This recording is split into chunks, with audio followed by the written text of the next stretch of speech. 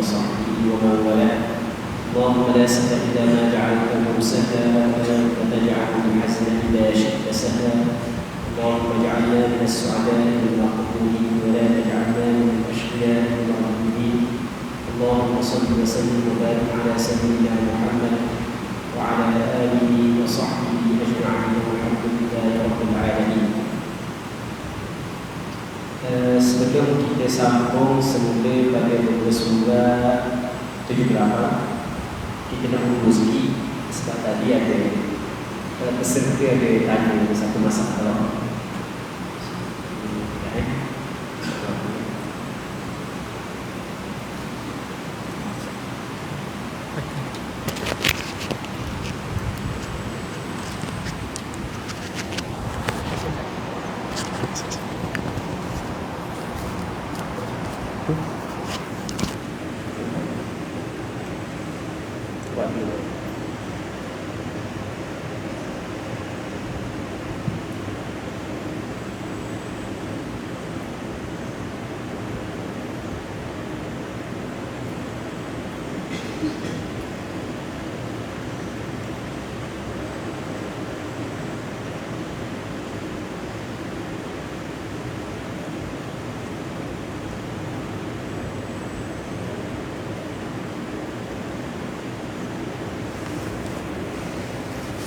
Okey, tadi ada pada muka surah.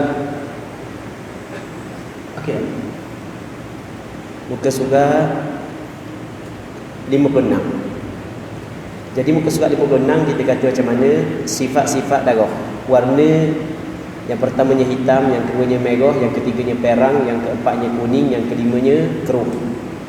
Baik, kemudian kita ada datangkan nota kaki daripada kitab Hasyiah Al-Bujairimi atau Al-Bijirimi, hasilu mas'alati dima annaha khamsatu aqsam. Jumlah keseluruhan bagi permasalahan darah ada 5 bahagian. Lepas tu dia kata aswadu wa ahmaru wa asfaru wa ashqaru wa akdar. Hitam, merah, kuning, perang dan keruh. Jadi kata dalam kitab Hasyiah Al-Bujairimi ni perkataan asfar sebelum daripada ashqar. Jadi okey, boleh.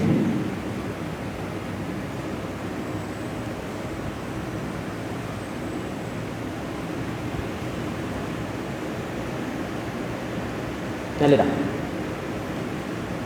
Ya. Apa anak udah jadi? Mabuk sini. Cik boleh tengok tak? Buat itu.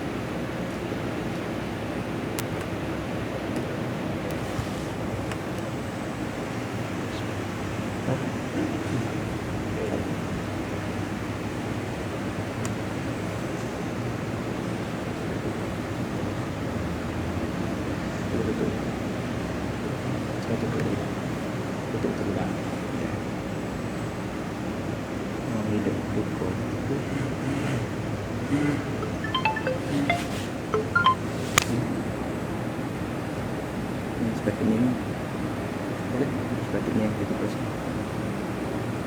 tekan jadi yang sama.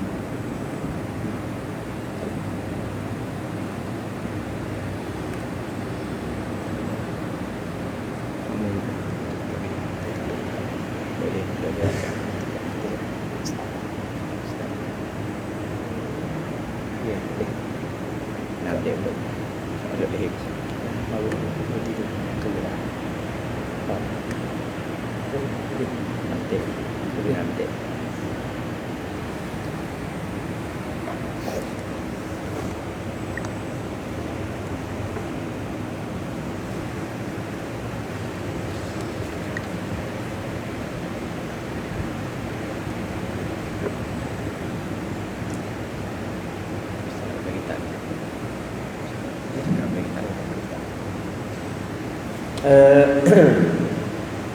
Jadi penyusunan sebenarnya adalah darah hitam part yang paling kuat, yang keduanya adalah merah, yang ketiganya perang, yang keempatnya adalah kuning, yang kelimanya adalah kerum.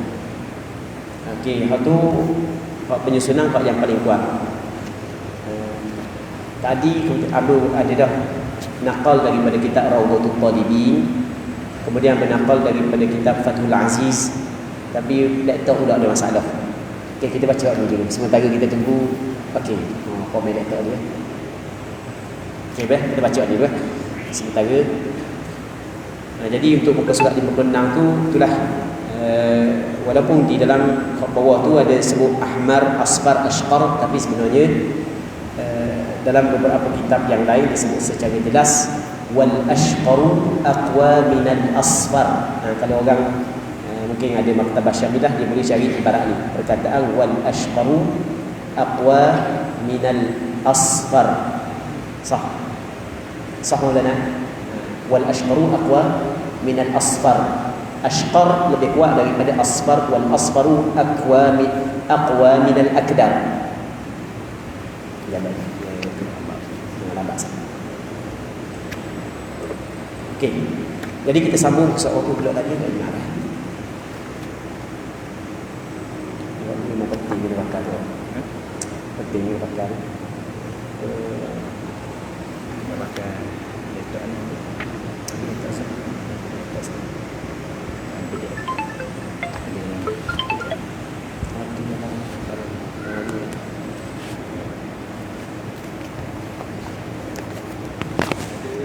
Ada yang surah Al-Wahash dengan kalau dalam surah Al-Wahash pula dia kata Ahmar wa aqwa min al-asfar, asfar aqwa daripada akdar. Asfar daripada akdar kan. Sini pula kena pula ashqar akdar. Ashqar satu, akdar satu, akdar tu ashqar. Baik, tengok ni ya. Jazakallah. Kira-kira nasi dalam puasa. Boleh dah, boleh dah. Boleh dah. So,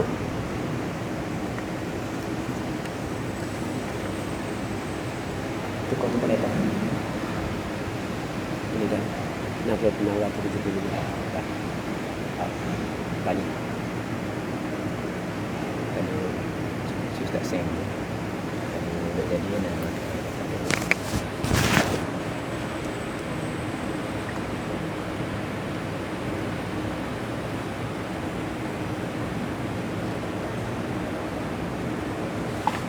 dan perkara tersebut disebut juga dalam kitab Al-Iqna'. Betul Maulana? Jadi dalam kitab Al-Iqna' ada sebut juga. Jadi boleh buka dalam kitab Al-Iqna', dia tulis perkataan wal ashqar aqwa minal asfar. Baik.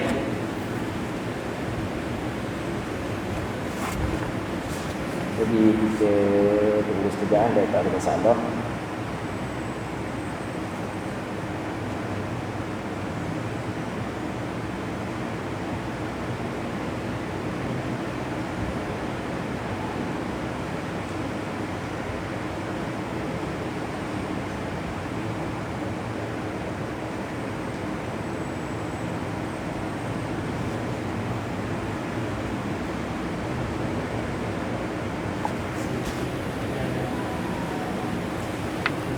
Baik, muka surat berapa tadi? Sekali 78.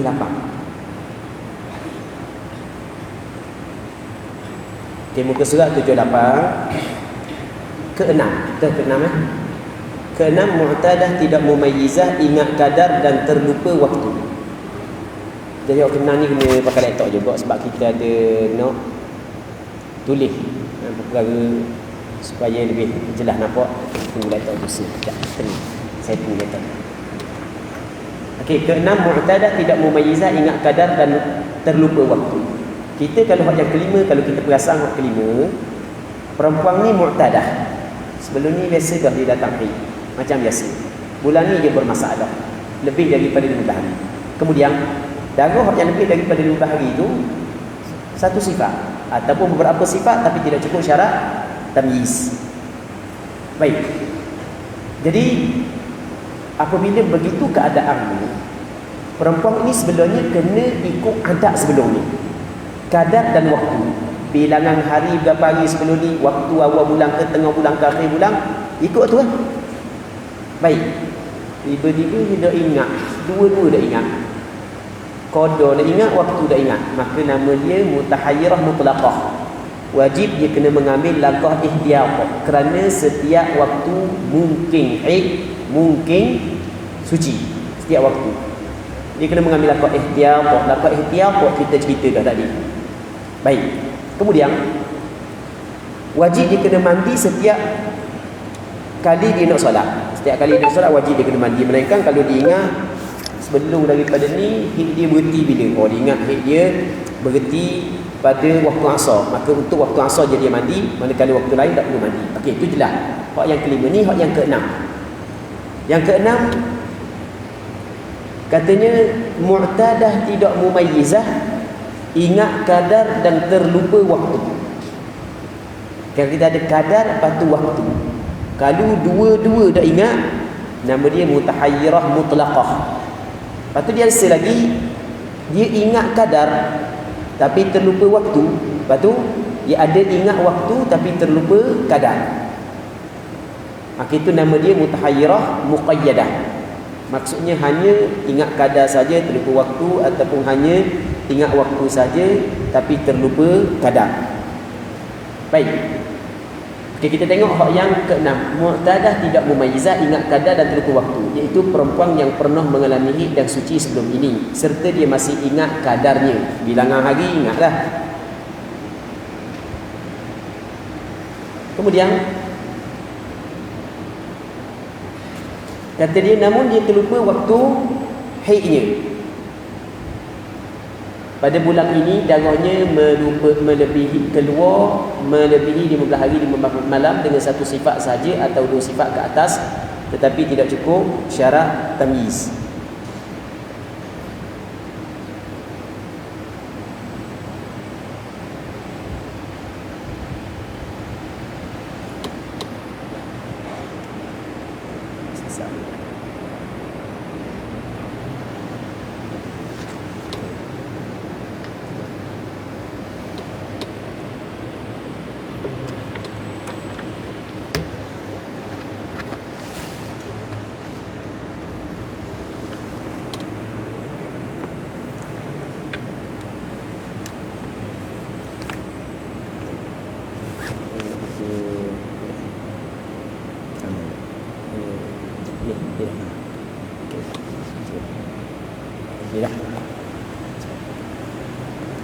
Okey.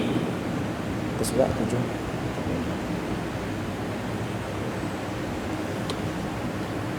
Okey, perempuan yang pernah mengalami haid dan suci, nampak dah Fakirah. Serta dia masih ingat kadarnya. Okey, kadar haid dia ingat. Hak sebelum ni lah. Namun dia terlupa waktu haidnya. Waktu haid sebelum ni dia ingat. Okey, ni nak cerita hak sebelum ni dulu. Pada bulan ni darahnya keluar melebihi 15 hari 15 malam dengan satu sifat sahaja atau dua sifat ke atas, tetapi tidak cukup syarat tamyiz.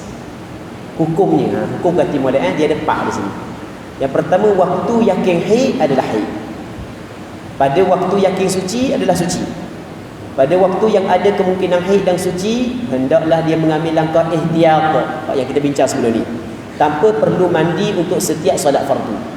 Pada waktu yang ada kemungkinan haid, suci dan berhenti darah. Jadi hak atas ni, hak nombor 3 tidak ada kemungkinan berhenti darah. Hak yang nombor 4 ada kemungkinan berhenti darah. Hendaklah dia mengambil langkah ihtiyat dan mandi untuk setiap solat fardu. Okey. Perempuan ni Ada waktu yang dia yakin haid, dia ambil hukum haid. Waktu yakin suci, ada dia mengambil hukum suci. Waktu yang ada kemungkinan haid dan suci, hendaklah dia mengambil langkah ihtiyat tanpa perlu mandi untuk setiap salat fardu. Tapi kalau ada kemungkinan haid, suci dan berhenti darah, hendaklah dia mengambil langkah ihtiyat dan mandi untuk setiap salat fardu. Okey, 4 perkara hukum dia. Okey, kita tengok contoh. Tengok contoh, insya-Allah akan faham. Contoh. Pada bulan sebelum terjadinya istihadah. Sebab benda kita kena cerita bulan sebelum. Kerana bulan sebelum dijadikan panduan bagi perempuan yang tidak mempunyai tamyiz.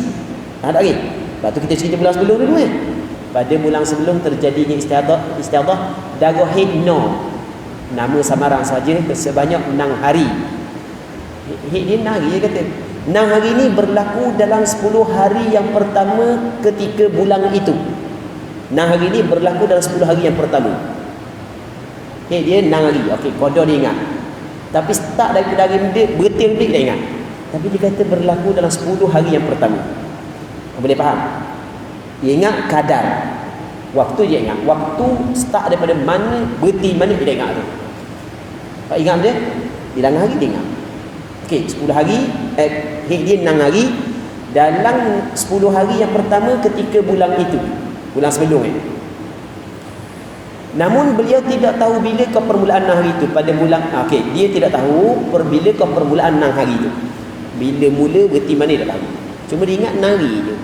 Cuma 6 hari ni berlaku dalam 10 hari. Nanti kita akan sebut syarat-syarat dia. Sebab kalau tak cukup syarat, walaupun dia ingat qada 6 hari, 5 hari, tetap kekal kategori yang pertama. Dia kata, hei saya ingat berapa hari? 6 hari. Dah bila 6 hari? 6 hari dalam 30 hari ya. 6 hari dalam 30 hari. Lepas tu dipanggil tetap dia adalah mutahayyirah mutlaqah. Nanti kita akan sebut syarat-syaratnya. Okey. Pada bulan ini bulan ni bulan sebelum. Kalau kita nak jadi panduan tau. Darahnya keluar sebulan terus. Sebulan keluar. Tak buti-buti. Okey, hukumnya. Hari ke-5. Okey, tadi kita ke 4 perkara. Yang pertama, tempat yang yakin haid ambil hukum haid. Tempat yakin suci ambil hukum suci. Tempat yang mungkin haid, mungkin suci dan tidak mungkin berhenti darah, dia kena mengambil langkah ihtiyat tanpa perlu mandi wajib. Tapi kalau ada kemungkinan berhenti darah, kena mengambil langkah ihtiyat serta mandi wajib setiap solat. Okey, tengok hukumnya. Hari ke-5 dan ke-6 adalah haid secara yakin. Warna pun haid secara yakin. Nanti tengok Abu Adah kat gigi. Seterusnya hari ke-11 hingga 30 suci secara yakin. Hari pertama hingga hari ke-4 pula ialah tempoh yang ada kemungkinan haid dan suci tanpa ada kemungkinan darah berhenti. Jadi hanya dia wajib kena sembahyang, tak perlu mandi wajib. Manakala hari yang ke-7 hingga hari ke-10 ialah tempoh yang ada kemungkinan haid, suci serta ada kemungkinan darah berhenti. Kita tengok ni. Tengok ni Kita kata tadi berlaku dalam tempoh 30 hari. Dia kata 6 hari berlaku dalam 10 hari yang pertama. Okey, kita ambil kira 10 hari yang pertama je. Jadi bermakna hari yang ke-11 yakin suci. Sebab benda tu berlaku dalam 10 hari yang pertama. Boleh faham ke tak? Jadi hari yang ke-11 yakin suci. Okey. Ni hari ke-11 sehingga 30 jelas ni yakin suci. Okey, kita tengok. Dia kata 6 hari dalam 10 hari. Kalau mula pada 1 hari bulan dia akan berhenti pada 6. Kalau mula pada 2 dia akan berhenti pada 7. Mula pada 3 dia akan berhenti ni 8 Mula 4 dia akan berhenti 9. Mula 5 dia akan berhenti 10. Dan dia tidak mungkin mula daripada 6. Sebab dia kata haid dia sebanyak 6 hari. Faham tak lagi? Cuba kita tengok. Hari pertama daripada awal bulan tu hari pertama. Hak ni mungkin haid. Betul tak? Tapi ada tak mungkin tidak haid, ada mungkin tidak haid. Betul? Hari kedua mungkin haid, mungkin tidak haid, mungkin juga tidak haid. Faham?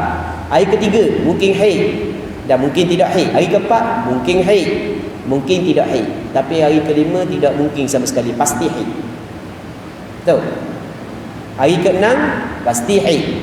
Betul tak gitu? Jadi 5 dengan 6 yakin haid. 5 dengan 6 dia mengambil hukum haid. 1 hingga 4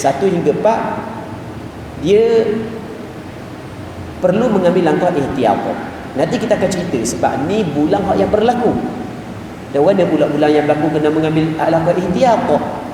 Sedangkan dia menganggap pada awalnya sebagai haid. Nanti kita akan bincang. Pada hari yang ke-7 Hari ke-7 mungkin hit, mungkin tidak. Hari ke-8 mungkin hit, mungkin tidak. Hari ke-9 mungkin hit, mungkin tidak. Hari ke-10 mungkin hit, mungkin tidak. Nampak tak hak yang kita jelas tu kan? Jelas dah kan? Okey. Nanti kita buat contoh lain untuk kita faham lagi. Jelas sini. Sekarang ni mana tempat hak yang ada kemungkinan berhenti darah? Sebab tempat yang ada kemungkinan berhenti darah sahaja wajib dia kena solat setiap waktu. Faham tak lagi? Dia di sana ada tempat, ada waktu mungkin hit, mungkin tidak. Tak ada kemungkinan darah berhenti, satu. Ada kemungkinan hit dan kemungkinan bukan hit, dan ada kemungkinan pula darah berhenti. Okey, tengok. Start daripada hari yang ke-7. Start daripada hari yang ke-7 ada kemungkinan darah berhenti. Manakala hari pertama tidak ada kemungkinan darah berhenti. Sebab darah boleh bermula pada hari pertama, tidak boleh berhenti pada hari pertama. Sebab dia kata 6 hari. Boleh faham tak? Darah boleh mula berhenti pada hari yang ke berapa?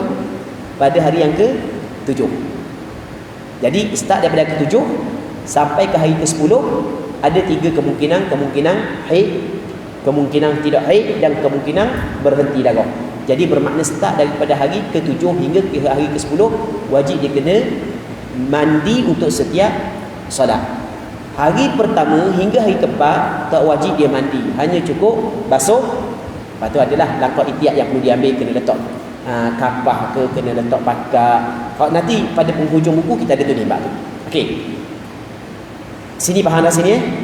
Kita buat contoh lain. Sebenarnya kita nak baca peringatan, tapi sebelum kita baca peringatan kita nak buat contoh dulu. Ni kita buat contoh. Kita buat beberapa contoh. Okey, sekarang ni katakanlah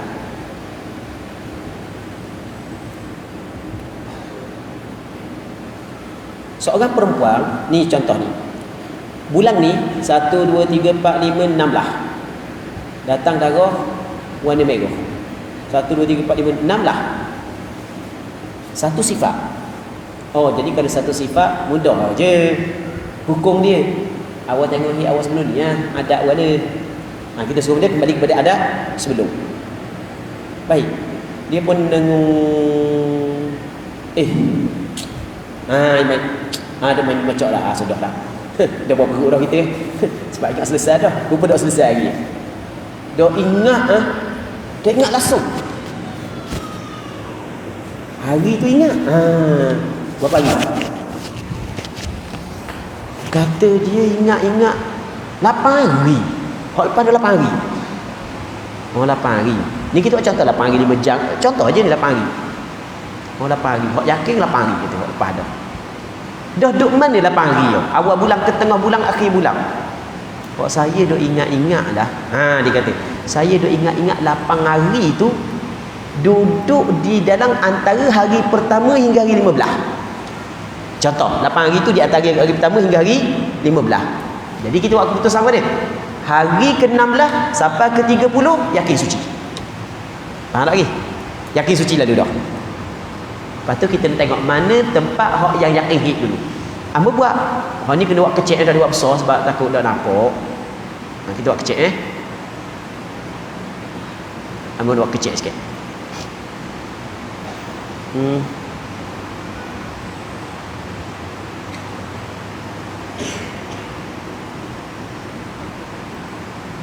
Okey.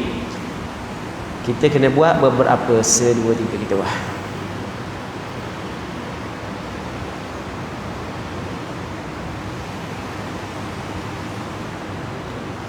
Okey, dia kata saat ni berapa hari? Kita buat contoh 8 hari kan. 8 hari berlaku dalam tempoh 15. Okey, kita buang dulu ni. Kita buang warna dulu. Tengok. Okey, dia kata 8 hari. Kita tengok. 8 hari kalau start daripada sini sampai sini. Kalau start daripada sini sampai sini. Kalau start sini dia akan sampai sini. Kalau start sini dia akan sampai sini. Start sini dia akan sampai sini. Start sini dia akan sampai sini. 2 riau. Kita kena letak 2 hari.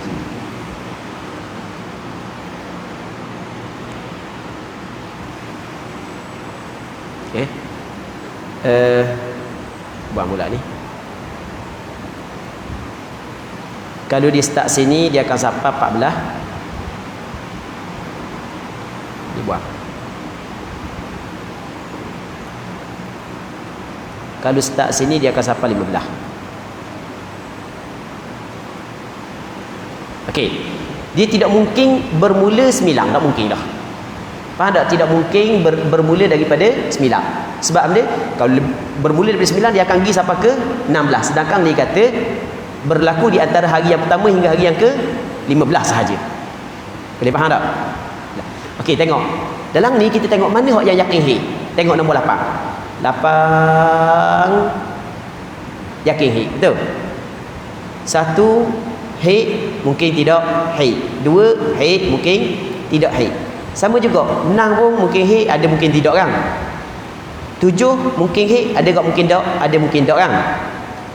10 9 sama juga. 9 mungkin hik, mungkin tidak, ni ada tidak hik nampak tak? 10 mungkin hik, mungkin tidak. 11 sama mungkin hik, mungkin tidak. Jadi hak yang yakin hik pada hari ke-8 sahaja ni. Jelas tak? Jadi mana tempat hak yang tidak ihtimal berhenti darah? Start daripada hari pertama sehingga hari ke-7. Hak tu mungkin haid, mungkin suci, tidak mungkin berhenti darah. Mula ihtimal berhenti darah hari ke-9 sampai ke hari ke-15. Jelas kan? Okey, baik. Jelas di sini. Sama juga kalau kita nak contoh berapa hari bilangan hari yang lain, boleh je kita buat contoh. Cuma kita kalau buat contoh banyak-banyak takut odang pula kita nak baca kitab. Okey, jelas contoh yang disebut dalam buku, lepas tu kita buat bagi contoh yang lain. Kemudian kita nak sambung lagi peringatan. Ni peringatan ni benda penting. Oh, selagi yang boleh ingat khabar. Okey, ni cara kita nak kira mana tempat yakin haid, mana tempat hak yang yakin suci, dan mana tempat yang mungkin haid, mungkin suci tanpa ada kemungkinan berhenti darah, dan mana tempat yang mungkin haid, mungkin suci dan ada kemungkinan berhenti darah. Okey, jelas di sini. Okey, kita nak buat contoh hak yang kedua, hak yang kita nak urai pula saat ni. Besar sikit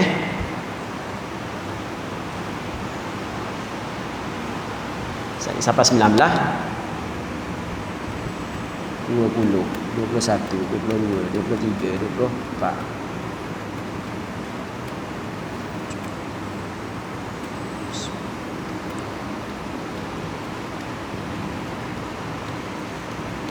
Okey. Sekarang ni katakanlah seorang perempuan ni datang darah sampai ke hari ke-6 lah. Sampai ke hari ke-16 ni, perempuan ni datang darah sampai ke hari ke-16, satu sifat. Kita suruh dia tengok adat dia, dia lupa. Jadi apabila dia lupa, maka kita kata dia ingat kadar. Waktu dia lupa, kadar dia ingat. Maka kita kata awak kena tengoklah mana tempat yang yakin haid, hukum haid, mana tempat yang yakin suci, hukum suci, mana tempat yang ihtimal, maka dia mengambil hukum ihtimal. Okey, ni untuk bulan pertama. Kita nak pergi kepada bulan kedua. Okey, kita kata dia berlaku daur dia berlaku dalam tempoh 30 hari.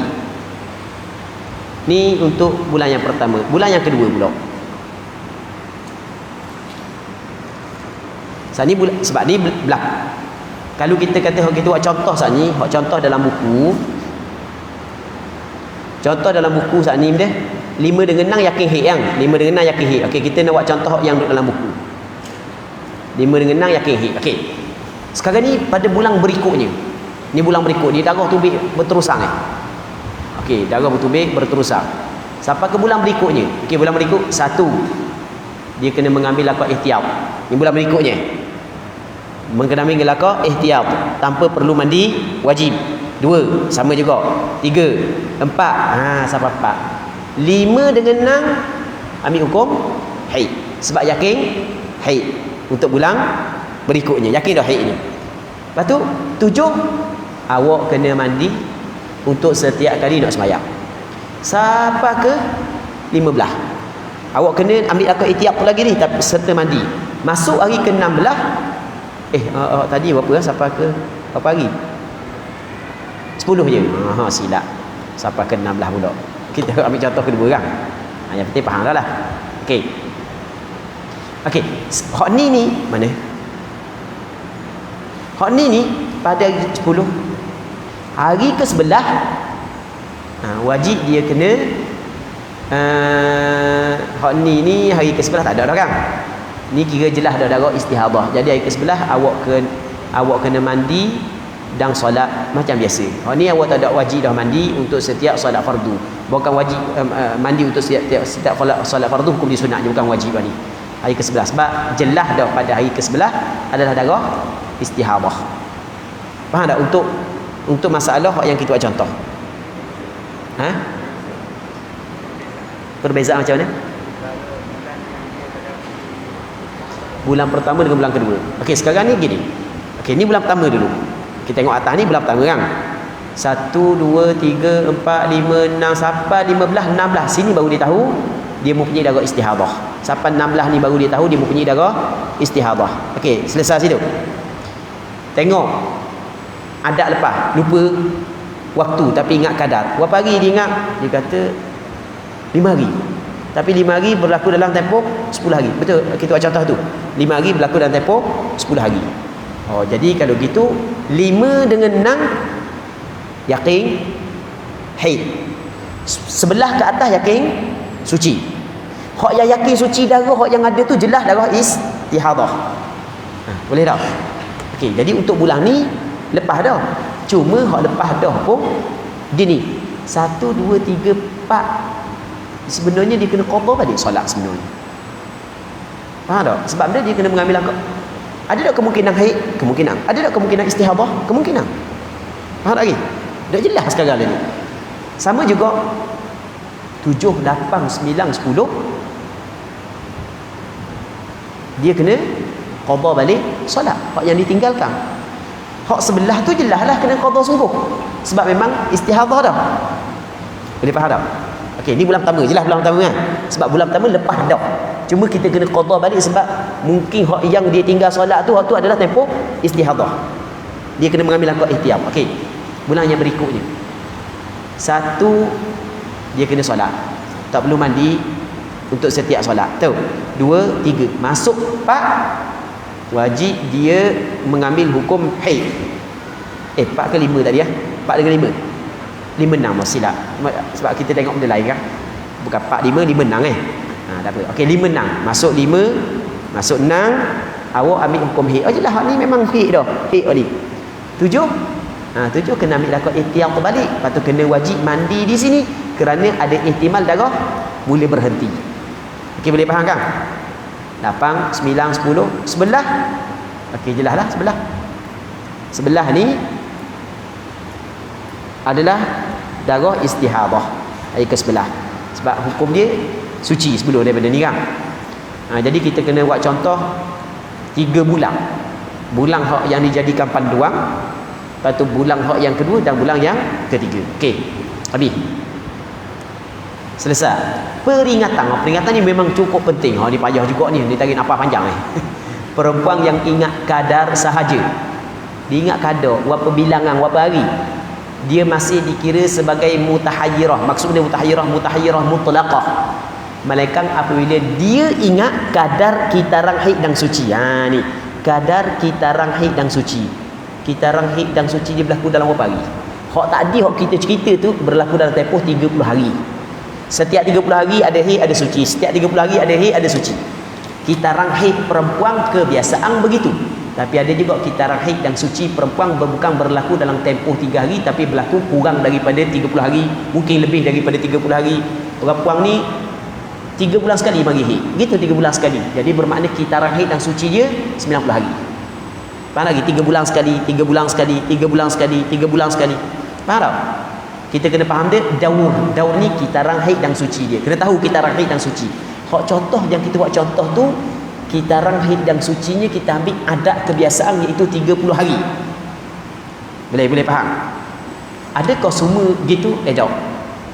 Sebab juga mesti dia kena ingat kitarang haid dan suci serta ingat permulaan bagi kitarang itu. Mesti kena ingat pula bila permulaan kitarang dia. Kau tidak ingat bila permulaan. Haid saya berlaku dalam tempoh, betul memang tempoh 30 hari haid saya berlaku, bukan 30 hari pula, kita kata contoh haid saya berlaku dalam tempoh 25 hari, ada haid ada suci, biasa gitulah dalam tempoh 25 hari lah. Dah bila permulaannya, permulaan bila, penghujung bila, tu dia kena tahu. Jadi nak keluar daripada tahayyur mutlak, dia kena tahu benda ni. Baik, tengok 167 ni dalam kitab Mughnil Muhtaj ada tanbihun qala al-ashab innal hafizata lil qadri innama takhruju 'anil tahayyuril mutlaq. Dia keluar dapat daripada kebingungan mutlak apabila dia ingat kadar kitaran haid dan suci, permulaannya dan kadar haid sebagaimana apa yang telah kami contohkan. Okey, tengok bawah data kaki anda buat contoh. Contoh tidak cukup syarat tersebut. Anda buat contoh. Haid seorang perempuan pada bulan sebelum ini sebanyak 5 hari. Sebelum ni 5 hari. Tetapi dia terlupa kitaran haid dan sucinya berlaku dalam tempoh berapa hari tak tahu. Berlaku dalam tempoh berapa hari tak tahu. Ingat saya memang bulan sebelum ni 5 hari. Dah biasa haid awak dengan suci awak berlaku dalam tempoh berapa hari semua sekali. Kitaran haid dan suci. Kau ingat tu. Kau tu dah ingat sungguh. Minta maaf banyak kata dia. Memang ingat tu. Minta maaf daripada hujung rambut baju kaki. Memang ingat tu kata dia. Katanya maka perempuan ini adalah mutahayyirah. Maksud mutahayyirah ni adalah mutahayyirah mutlaqah.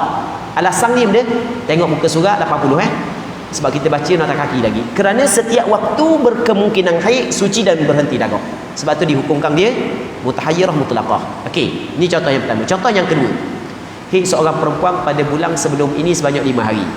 Kitaran haid dan sucinya berlaku dalam tempoh 25 hari. Tetapi dia terlupa bilakah permulaan kitarannya itu. Bila mula 25 hari mula mana? Mula mana 25 hari? Dia terlupa. Maka perempuan ini adalah perempuan mutahayyirah kerana setiap waktu berkemungkinan. Ni tengok alasannya. Apabila setiap waktu ada kemungkinan haid, kemungkinan suci dan kemungkinan berhenti darah, maka dia adalah mutahayyirah mutlaqah. Okey, baik. Kemudian kita tengok pada muka surat berapa dah? Muka surat 80. Ketujuh, mu'tadah tidak mumayyizah, ingat waktu dah lupa kadar. Waktu dia ingat, kadar pula lupa. Saya ingat dah. Saya daripada hari pertama sampai ke hari 15. 15 hari. Bukan 15. Dah ingat berapa hari tapi dalam 1 hingga 15 tu lah. Jadi, kalau begitu awak ni kena ambil akad ihtiyat daripada 1 hingga 15 tu, kena ambil akad ihtiyat. Hari ke-16 hukum suci. Tengok. Hukumnya, hukum perempuan ini pada waktu yakin haid adalah haid, pada waktu yakin suci adalah suci. Manakala pada waktu ihtimal haid, ihtimal ni maksudnya boleh jadi. Bahasa Arab ihtimal lah. Ihtimal haid dan suci dia mengambil hukum perempuan mutahayyirah seperti penjelasan yang telah lepas. Contoh, kita tengok contoh Contoh, darah haid nuru pada bulan sebelumnya bermula pada awal bulan. Tetapi dia tidak mengetahui kadarnya. Haid saya awal bulan mula, tapi berapa hari saya lupa. Ni contoh je. Berapa hari saya lupa. Awal bulan tubik darah. Memang gitu, awal bulan tubik. Berapa hari saya lupa. Okey, hukumnya sehari semalam awal bulan itu haid secara yakin. Sehari semalam haid secara yakin sebab dia sekurang-kurang haid sehari semalam. Baik. Kerana sekurang-kurang haid sehari semalam. Separuh yang kedua daripada bulan itu suci secara yakin kerana sebanyak-banyak haid adalah 15 hari. Kerana tempoh di antara keduanya iaitu hari kedua hingga 15 ialah waktu ihtimal. Mana ihtimal boleh jadi haid, suci dan berhenti darah. Hak ni ada ihtimal berhenti darah sahaja, tidak ada ihtimal haid dan suci tanpa berhenti darah. Okey, habis selesai. Bab tu. Saya ada buat latihan. Dah banyak kita buat latihan. Sebenarnya latihan ni kita buat gini masa asal buku ni mula rasa lama dah nak tulis. Lepas tu ada buat sikit, ada banyak kerja lain tak buat, ada buat sikit, banyak kerja lain buat. Lepas tu last sekali dijemput oleh Jabatan Mufti Negeri Sembilan untuk bentang darah wanita untuk staf-staf dia dan orang-orang yang dia jemput lah daripada Jabatan Agama, daripada mahkamah pun ada jugalah. Tapi dok ramai lah buat. Tapi kelas tertutup lah. Jadi bila kelas tertutup, dah hak yang datang tu staf-staf di Jabatan Mufti, hak yang memang menjawab persoalan-persoalan masyarakat dah. Ada ustazah, ada ustaz. Jadi kita pun tak pakai buku takrirat tadi dah biasa tu. Lepas tu kita pun cuba buat benda kita tulis lah untuk dibentangkan. Lepas tu jadi apabila siapa habis dah, kita nak tengok lagu mana kefahaman, jadi kita kena buat latihan. Ni latihan ni kita buat di Negeri Sembilang sebenarnya. Jadi akhirnya tu jadi buku tu. Lepas tu kita pun balik, kita buat penambahbaikan benda yang patut dikurang, kita kurangkan benda patut ditambah. Akhirnya dia terjadilah buku ni. Ni kita ada buatlah latihan. Cuma latihan ni makan masa, tapi suka sebenarnya latihan ni. Sebenarnya suka latihan, tapi makan masa sikit. Kita cuba jawab beberapa persoalan saja. Okey, latihan pertama. Situasi pertama, 5 darah hitam, 5 merah, 5 hari kuning. Kita jawab kali. Dalam soalan ni ada soalan menjerak, kena faham gitu je. Semua hit lelaki. Sebab kita kata dah kan, ada orang ada hitam, merah, kuning. 3 warna. Dah sedar ni, kita ni sekarang ni dah lebih 15 hari dah sedar ni. 5 hari hitam, 5 hari merah, 5 hari kuning, semua hit. Dah apa? Yang kita akan bodoh kan? Selama mana tidak lebih dari 15 hari 15 malam, jangan cara sifat darah. Okey. Situasi kedua sama, situasi ketiga sama, situasi keempat sama, situasi kelima sama. Ni saja nak cepat-cepat ni. Situasi keenam sama. Sama belaka. Tu soalan nak jerat orang Okey. Situasi ketujuh. Ni layan. 6 hari merah, 16 hari hitam. Sudah. 6 hari merah benda, 16 hari hitam dia. Dia tubik darah 6 hari merah, 16 hari hitam. Sekarang ni darah lebih daripada 15 hari 15 malam. Tak gitu. Ada 2 sifat. Okey, apabila 2 sifat, darah kuat haid, darah lemah adalah istihadah. Tapi kena cukup syarat tamyiz. Ternyata 16 hitam ni lebih daripada sebanyak-banyak haid. Jadi hak ni walaupun ada darah kuat, darah lemah, tapi tidak cukup syarat tamyiz. Jadi hak ni kena kembali kepada adat bagi perempuan hak yang mempunyai adat, dan kena kembali kepada sehari semalam bagi perempuan yang kali pertama datang darah. Okey. 6 hari hitam, 6 hari merah, 15 hari hitam, 6 hari merah, 15 hari hitam. Hukum dia sama dengan hak atas. Dah. Mana hit? 15 hari hitam. Sebab benda darah kuat. 6 hari merah darah lemah. 15 hari hitam darah kuat dan cukup syarat tamyiz. Betul tak? Okey.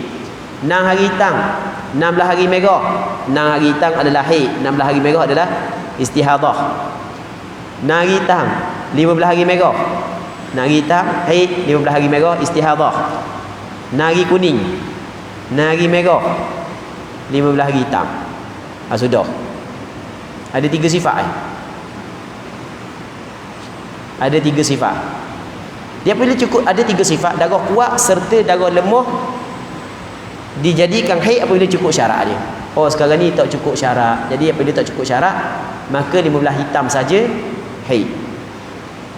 12, 6 hari kuning, 6 hari merah, 16 hari hitam.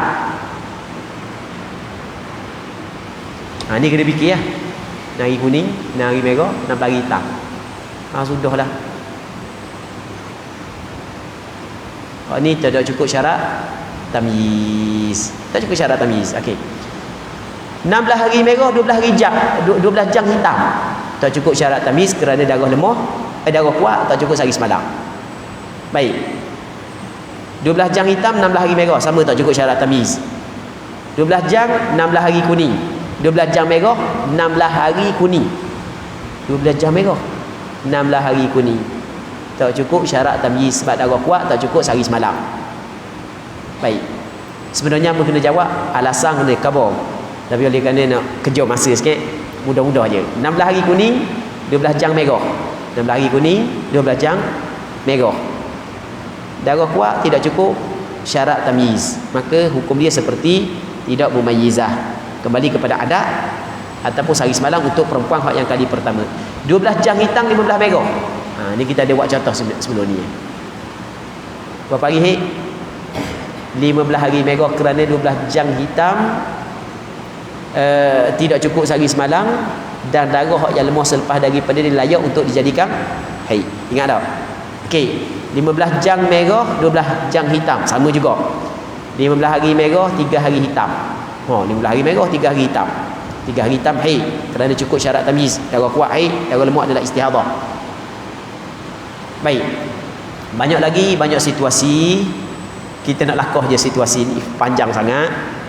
Tapi masa terbaru baru ni, dalam beberapa minggu lepas, 2 minggu ke lebih kurang lah, masa anda dijemput pula kali kedua oleh Jabatan Mufti Negeri Sembilan untuk membincangkan pula bab ni. Peserta, ada peserta lama dan ada peserta baru. Hak semua situasi ni kita bincang belaka secara terperinci serta dengan alasan. Tapi sini rasa tak sempat, jadi kita lakah. Balik tengok sendirilah waktu kita nak masuk bab darah nifas. Lepas tu kita akan bincang pula istihadah dalam nifas, insya-Allah sekadar kita sempat. Okey, darah nifas. Bab yang pertama, darah nifas. Nifas ialah darah yang keluar setelah kosong rahim daripada kandungan. Nifas mengikut istilah ulama fiqh. Tapi mengikut lugah atau ada perbincangan lain. Darah yang keluar setelah kosong rahim daripada kandungan. Ni setelah kosong rahim daripada kandungan. Perhatian. Tidak disyaratkan untuk dihukumkan darah yang keluar setelah kosong rahim itu sebagai darah nifas bahawa bayi yang dilahirkan itu hidup atau sempurna kejadian. Sehingga jika yang keluar itu seketul daging atau segumpal darah yang merupakan permulaan kejadian manusia, maka dihukumkan darah yang keluar setelahnya itu sebagai nifas. Itu kena ingat kaedah. Mazhab Imam Syafi'i bukan hanya kelahiran biasa darah yang keluar setelah itu dikirakan nifas, bahkan perempuan yang mengalami keguguran darah yang keluar setelahnya juga dikirakan sebagai darah nifas. Okey, itu yang pertama. Yang kedua, darah yang keluar setelah keluarnya anak atau setelah keluarnya janin, ia dikirakan sebagai darah nifas walaupun uri belum keluar. Yang penting janin keluar. Anak keluar, janin keluar. Uri dah keluar lagi, darah yang keluar setelah daripada itu dikirakan sebagai darah nifas. Sebab ada orang tanya, adakah disyaratkan keluar uri dulu ataupun tidak? Syarat keluar uri ke tak? Tak, mazhab Imam Syafi'i kata tidak disyaratkan keluar uri, yang penting keluar janin. Tengok rujukan di bawah. Dalam kitab Majmu' Syarah Muhadzab menyebut waqalu ibtida'un nifas min infisalil walad. Lepas tu di dalam kitab yang lebih jelas lagi adalah dalam kitab Bughyah Al-Mustarsyidin, ada sebut wa ma kharaja ba'da infisalil walad wa in baqiyatil mashimah. Mashimah ni uri.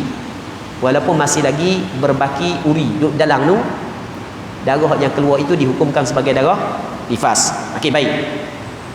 Adapun darah sakit bersalin atau darah yang keluar bersama keluarnya anak, maka ia bukan haid dan bukan nifas. Sebab apa? Sebab darah tu bukan keluar setelah daripada kosong rahim daripada kehamilan, maka bukan darah nifas. Dan darah tu keluar sebab kerana illah, bukan kerana jibillah. Maka sebab tu bukan haid. Sebab haid ni adalah darah jibillah. Ni ada sebab sakit tak bersalin. Bahkan ia adalah darah fasad. Semuanya saya ada tulis di bawah, boleh baca dalam nota kaki 173. Lepas tu saya ada tulis juga bab ni.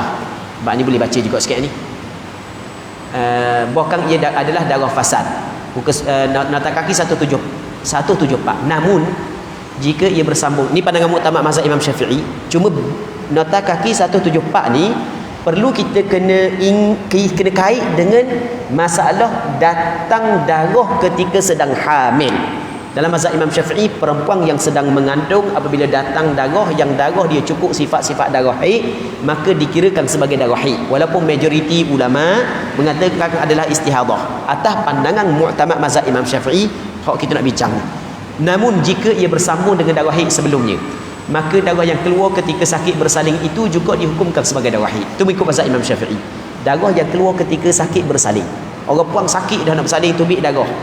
Lepas tu darah yang keluar bersama dengan anak dia mengambil hukum darah haid kalau telah keluar darah haid sebelum. Contohlah, kita buat contoh. Perempuan ni sebelum daripada dia bersalin 7 hari mari darah. Masa tu dah sakit lagi. 7 hari. Cukup hari ke-7 rasa sakit nak bersalin. Tubik darah. Darah sakit nak bersalin dihubungkan dengan darah haid sebelumnya. Maksudnya dihukumkan darah tersebut juga sebagai darah haid. Itu pandangan muktamad mazhab Imam Syafi'i. Lepas tu ada hadis sedikit khilaf. Adakah disyaratkan cukup sehari semalam sebelum sakit bersalin atau tidak disyaratkan? Ini ada khilaf. Kita nak kira darah sakit bersalin tu haid bagi perempuan yang datang haid sebelum sakit bersalin, adakah disyaratkan sebelum tu kena cukup sehari semalam dulu ataupun tidak disyaratkan? Ni masalah ni ada khilaf. Dan boleh tengok dalam kitab Hasyiah Habib Ahmad bin Umar Asy-Syatiri atas Bughyah Al-Mustarsyidin. Tadi kitab Bughyah Mustarsyidin. Ni syarahan kepada dia. Qauluhu in sahaba 'ala talq ay sawa'un madalaha yawmun wa laylah qabla at-talqi am la, ala khilafin fi dhalik. Dia kata ala khilafin fi dhalik. Maksudnya ada khilaf. Maksudnya sebahagian ulama mensyaratkan kena cukup sehari semalam dulu. Sebahagian ulama fiqh kata tidak disyaratkan, cukup sehari semalam sebelum daripada itu. Okey, selesai bab ni. Seterusnya, syarat-syarat nifas. Darah yang keluar setelah bersalin itu tidak dihukumkan sebagai darah nifas melainkan dengan 4 syarat. 4 syarat, cukup 4 syarat baru darah nifas. Darah itu keluar setelah kosong rahim daripada kandungan. Kalau rahim masih lagi belum kosong daripada kandungan, maka darah itu bukan darah nifas. Dalam mazhab Imam Syafi'i menyebut, kalau orang puang tu beranak kembar, anak yang pertama keluar dah, baki lagi anak yang kedua, tiba-tiba tubik darah. Darah yang keluar di antara anak kembar bukan darah nifas kerana belum lagi kosong rahim daripada kandungan. Darah dia, darah tu di antara dua, mungkin darah fasad, mungkin darah haid. Mengikut mazhab Imam Syafi'i, kalau cukup sehari semalam dikirakan sebagai darah haid kerana perempuan yang sedang hamil darah yang keluar adalah darah haid. Kalau tak cukup sehari semalam, darah tersebut adalah darah fasad. Itu mazhab Imam Syafi'i. Yang keduanya, darah itu keluar sebelum berlalunya 15 hari daripada tempoh kosong rahim daripada kandungan. Contoh, seorang perempuan dia lepas daripada bersalin, dak kira normal ke dak kira lah. Lepas daripada bersalin, darah dak tubik lalu. Selang beberapa hari baru tubik darah. Maka darah yang tubik beberapa hari setelah daripada bersalin kena tengok tempoh daripada bersalin hingga tubik darah. Kalau 15 hari ke atas, bermakna darah yang keluar itu bukanlah nifas, bukan darah haid, mengikut mazhab Imam Syafi'i. Jadi perempuan itu tidak mempunyai darah nifas. Tapi kalau daripada bersalin sehingga keluar darah kurang daripada 15 hari, maka darah itu dinamakan sebagai darah nifas. Syarat yang kedua ini perlu diingat molek kerana perbincangan bab istihadah dalam nifas ada kaitan dengan syarat yang kedua. Ada beberapa permasalahan istihadah dalam nifas ada kaitan dengan syarat yang kedua. Kalau kita dah ingat molek syarat yang kedua, sesak barat apabila kita bincang berkenaan dengan istihadah dalam nifas. Kita ulang balik. Syarat yang kedua untuk dihukumkan darah yang keluar itu sebagai darah nifas adalah darah itu keluar sebelum berlalunya 15 hari dari tempoh kosong rahim daripada kandungan. Sebelum daripada berlalu 15 hari tubik dah darah nifas. Tapi kalulah lepas daripada berlalu 15 hari baru tubik darah, maka darah tu bukan darah nifas, bukan darah haid, mengikut kaedah mazhab Imam Syafi'i. Cuma satu lagi, hak yang sampai sekarang hamba tak jumpa lagi jawapan. Yang ustaz-ustaz, para ustazah yang cuba mendalami bab ni, molek juga kaji bab ni. Benda ada sebahagian daripada perempuan yang mengandung, setelah daripada disahkan dia mengandung, tiba-tiba gaib kandungan. Ada hak yang 6 bulan, 7 bulan, 8 bulan. Ni bukan cerita dongeng. Ini adalah cerita yang berlaku dalam masyarakat kita. Hamba tanya orang puan dongeng ke tak? Orang puan kabar-kabar adalah bukan seorang, ramai juga perempuan hak yang thiqah. Akhbarani thiqah. Tapi orang puan kita akhbarani thiqat. Tak tahulah, biasa dengar tak kita? Biasa dengar. Hamba tak tahu dongeng ke tak dongeng, tapi hak yang cerita ke kita tu gitu. Siap ada pengesahan daripada pihak kesihatan, daripada pihak hospital bahawa dia mengandung, tapi kepeh lepas daripada tu nak kata besar tak ada, kosong, gaib, tak tahu. Baik, Jadi soalannya darah lepas daripada darah penting. Sini soalan ni. Hamba tak jumpa lagi jawapan. Sebab cari-cari dalam kitab tak ada. Tak ada jumpa. Tak tahu takut tak ada isu ni dulu. Hadis zaman kita. Maulana biasa dengar tak bab ni? Pernah dengar. Biasa dengar tak? Dah kita nak ukur darah dia lepas tu. Anak tak keluar. Alasan tu kan? Sebab darah ni adalah darah nifas ni adalah dia ad-damul khariju ba'da faraghir rahimi minal ham. Tapi kalau faragh dia kata benda tak?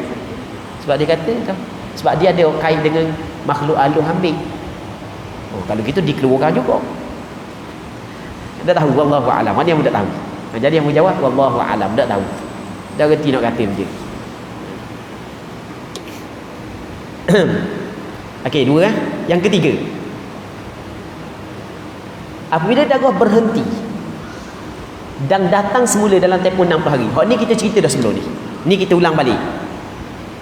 Apabila darah berhenti dan datang semula dalam tempoh 60 hari, disyaratkan tidak diselangi antara darah pertama dan darah kedua itu oleh suci selama 15 hari ke atas. Orang puan lepas daripada bersalin tubik darah nifas. Berhenti sekejap tubik pula. Hak tubik pula nifas lagi. Tapi syarat jangan berhenti 15 hari. Sebab kalau berhenti 15 hari sedangkan hak mari pula masih lagi dalam lingkungan 60 hari, maka hak mari itu masih lagi mula sekali lagi ya. Seorang perempuan dia lepas bersalin tubik darah nifas, lepas tu berhenti sekejap. Lepas tu datang pula. Hak datang pula masih lagi dalam 60 hari. Berhenti 60 hari, datang pula masih lagi 60 hari. Maka kena tengok tempoh berhenti. Kalau tempoh berhenti 15 hari ke atas, hak datang pula adalah haid, bukan nifas. Tapi kalau dah sampai 15 hari, tempoh berhenti, maka hak datang pula masih lagi dihukumkan nifas.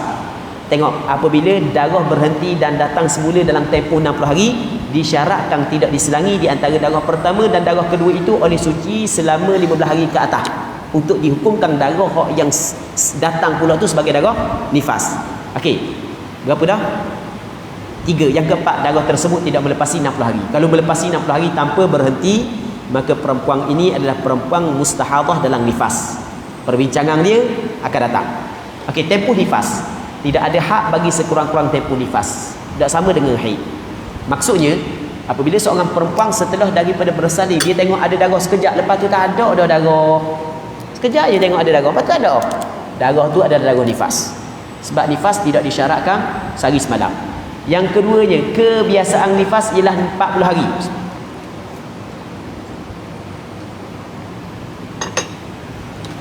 Mazhab Syafi'i, mazhab Maliki, 40 hari ini adalah kebiasaan nifas. Namun ada sebahagian daripada mazhab mengatakan 40 hari adalah sebanyak-banyak nifas.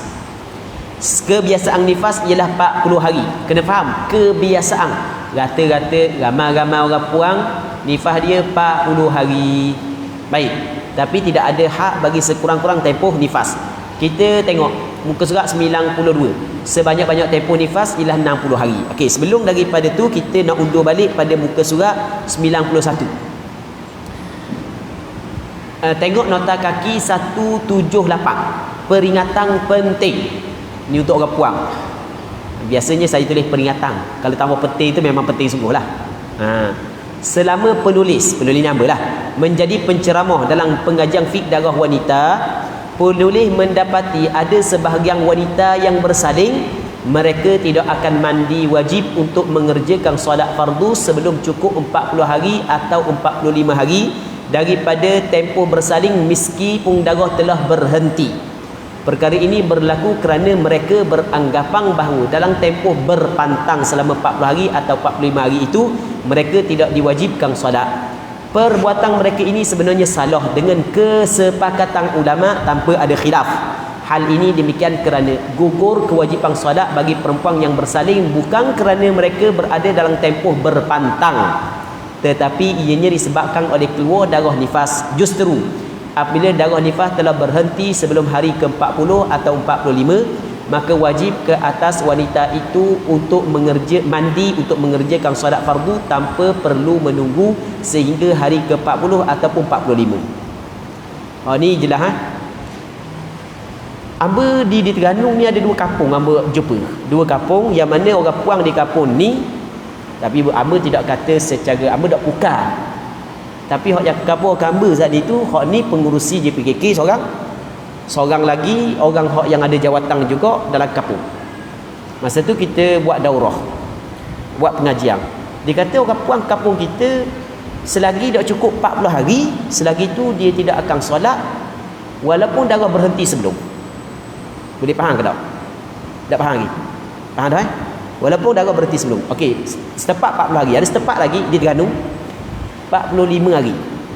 Selagi tak cukup 45 hari daripada tempoh bersalin, dia tidak akan solat. Sebab dia kata saya berada dalam tempoh berpantang walaupun darah berhenti sebelum. Kalau darah sedang ada sampai hari ke 40, 45, hak tu jelas lah, hak tu kita bercakap, hak tu jelas lah, hak tu. Kalau kita nak bawa salah ni. Ada orang puang hari ke 35 darah berhenti dah. Lepas daripada bersalin. Dia tak bayang lagi. Dia bayang bila? Cukup 40. Sebab dia kata saya masih lagi berpantang. Ada 45. Di Terengganu ada 2 tempat hamba jumpa. Baik, ingat di Terengganu je. Lepas tu kebetulan Ustaz Zul bawa hamba pergi Sarawak. Baca bab darah wanita di Sarawak. Ada rupa-rupanya sama juga di Sarawak. Ramai agak gitu. Tidak apa lagi. Pergi Negeri Sembilan. Semua ada kok, pergi Pahang ada kok. Lah kata nyakit ini nyakit yang telah membaruh dalam masyarakat rupanya. Okey, boleh faham kan? Ni adalah satu kesilapan.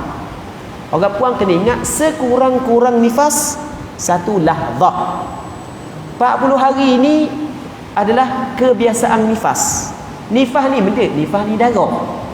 Lepas bersalin ada darah, wajib perempuan ini kena tidak boleh sembahyang sebab ada darah nifas. Bila darah nifas berhenti 20 hari ke 30 hari ke, nak tunggu benda ni. Okay, boleh faham? Nak tunggu benda lagi, tak boleh tunggu dah. Mesti dia kena benda solat, mesti kena mandi. Nak patang makam sudahlah. Hamba pernah kaya nak patang makam. Sebab patang makam ni bagus sebenarnya sebab benda ekonomi suami. Bagus sebenarnya bab patang makam. Sebab dak makam dia nak ngidang-ngidang pelik-pelik tak boleh lagi sebab dia tengah patang. Ayah awak tengah patang tak boleh tau. Makan sawi dah ha. Ikan patang makam tu silakan lah. Tapi jangan patang solat. Siapa ke solat pun dia patang sedangkan darah tak ada. Kita tanya orang puang, awak ni orang puang yang darah berhenti pada hari ke-35. Apa awak tak solat? Saya sedang berpantang. Oh, awak tahu kok yang menggugurkan solat sebenarnya benda? Sebenarnya nifas. Nifas tu benda darah. Dah tak ada darah, nak tunggu benda lagi. Ni kesilapan yang berlaku dalam masyarakat. Amba setiap kali kita cerita bab ni dalam pengajian ni, kalau kita buka soalan ada orang puan tanya, dah ustaz, hak lepas dah kalau kita buat lagu tu semayang mana? Dia tanya dah lah. Dia tanya. Oh, kita buat lagu tu dah semayang mana?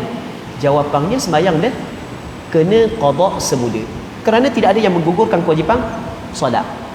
Kena qada balik lah. Baik. Tengok. Dah ustaz kabur sebenarnya ada sandaran kau dalam kitab.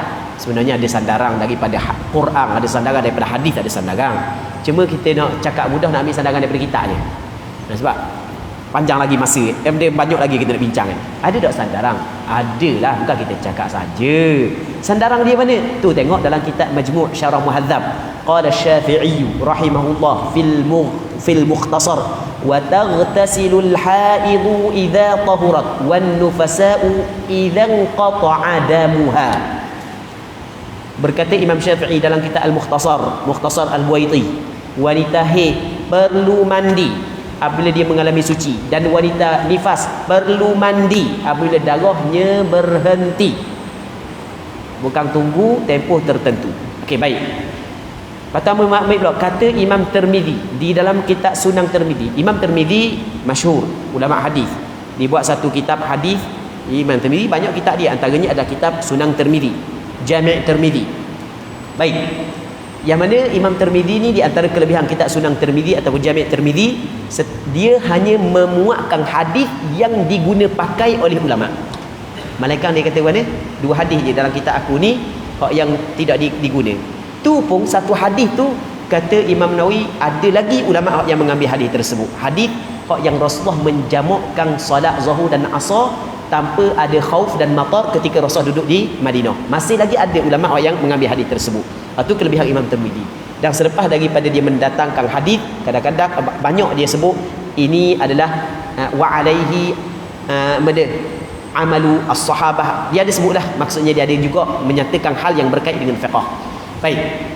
Itu secara ringkas, Imam Tirmizi dalam kitab Sunan beliau dia kata lagu ni, wa qad ajma'a ahlul ilmi min ashabin nabi sallallahu alaihi wasallam wa tabi'in wa man ba'dahum ala anna an-nufasa'a tad'u as-salata 40 yawman. Okey.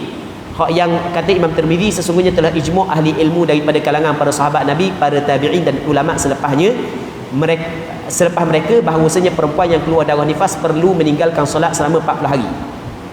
Dia kata ijma' 40 hari ni, hak ni boleh dikritik. Sebenarnya tidak berlaku ijma'. Bukan 40 hari sebanyak-banyak nifas. Bukanlah 40 hari sebanyak-banyak nifas adalah perkara yang disepakati, kerana mazhab Syafi'i dengan mazhab Maliki sebanyak-banyak nifas adalah 60 hari. Okey, tak apalah, waktu kita tak mau tengok situ. Hak ni kita nak tengok sini ni. Illa antara tuhra qabla dhalik fa innaha taghtasilu wa tusalli. Melainkan apabila perempuan tu melihat suci sebelum daripada 40 hari. Belum cukup 40 hari tengok suci dah, maka sesungguhnya dia perlu mandi dan solat. Mesti dia kena mandi dan solat. Jadi orang perempuan tak boleh dia tunggu. Ada satu buku. Ada satu buku yang ditulis kita tak boleh cerita siapa pengarang, kita tak mau cerita. Kita hanya nak cerita benda yang ada dalam tu, kita nak bincang. Itu yang pertama. Yang dalam perbincangan ni kita nak kata benda yang disebut tu salah. Tapi bukanlah bermakna kita semuanya betul dah. Kita sendiri pun ada beberapa kali salah kita sendiri. Cuma benda yang salah kita kena kata salah walaupun daripada kita. Ada satu buku tu dia kata lagu mana perempuan yang nifas apabila berhenti darah nifas dia kena tunggu 15 hari dulu. Dia kena tunggu 15 hari dulu. Ada buku. Baik. Ada buku tu dia kata perempuan setelah daripada nifas, buku ni buku soal jawab bab darah wanita. Baik. Apabila perempuan itu, patut hamba pun rujuk kepada pengarang beliau. Hamba nak tanya sikit bab ni hamba WhatsApp. Lepas tu pengarang kata sebenarnya buku ni bukan saya buat. Ada anak-anak murid saya, orang yang belajar dengan saya minta izin daripada saya untuk dikumpulkan. Dia kata lagu itulah. Baik, tanpa menyebut nama. Baik, dia kata kalau berhenti darah nifas dia tidak boleh mandi apa semua sekali, kena tunggu selama 15 hari. Kena tunggu selama 15 hari. Hak tu adalah salah. Tidak ada seorang ulama muktabar pun yang sebut begitu. Kita hanya cerita benda tu. Baik, manusia tidak terlepas daripada kesilapan dan kesalahan. An-nas la yakhlu 'anil khata'i wan nisyan. Kata Rasulullah, kullu bani adam khata'. Setiap anak Adam adalah melakukan kesilapan. Wa khairul khata'in at-tawwabun. Sebaik-baik orang yang melakukan kesilapan adalah orang yang tawwabun, orang yang bertaubat. Dan taubah dalam bahasa Arab dengan makna rujuk, kembali semula. Maksudnya perbaiki kesilapan. Baik, tak hamba sendiri pun banyak dah silap dalam bab-bab ni. Baik. Sebelum ni lah, permulaan pengiraan 60 hari adalah setelah anak berpisah. Ni penting juga kita kena faham. Sebanyak-banyak tempoh nifas 60 hari. Lepas tu bilakah permulaan 60 hari? Permulaan pengiraan 60 hari adalah setelah anak berpisah. Anak tu pisah daripada mak, situ permulaan pengiraan 60 hari. Lepas tu ada tulislah peringatan sekiranya darah tidak keluar terus setelah bersalin, maka ada dua keadaan. Jika darah keluar, tu boleh baca sendiri. Benda lagi kita nak pergi kepada bab tu mudah je. Bab yang kedua, bab darah istihadah di dalam nifas. Ni kita nak bincang bab darah istihadah dalam nifas. Cuma perbincangan berkenaan dengan darah istihadah dalam nifas dia banyak persamaan dengan istihadah dalam haid. Jadi oleh kerana kita bincang dah bab berkenaan dengan istihadah dalam haid, jadi sebenarnya banyak dah yang kita faham. Cuma ada beberapa perbincangan yang berbeza di antara perbincangan istihadah dalam nifas dengan istihadah dalam haid. Baik.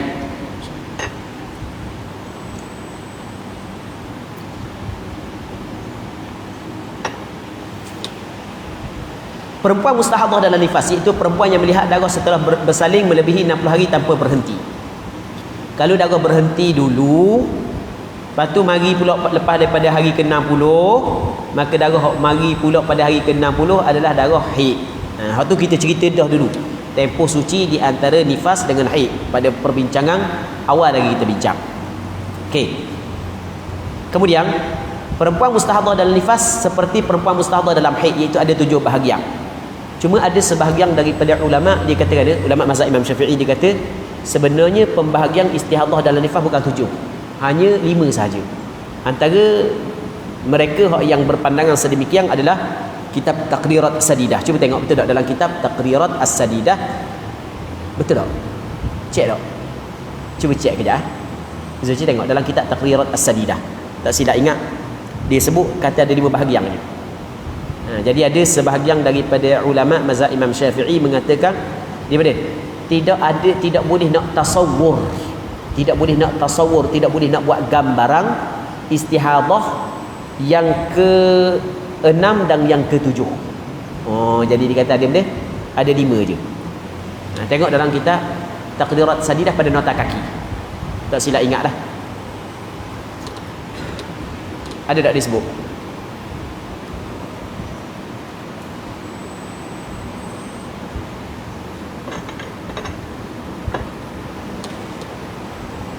Ada tak Zul? Tak jumpa? Ada? Cuba kat sini. Ada, cuba kat sini sekejap.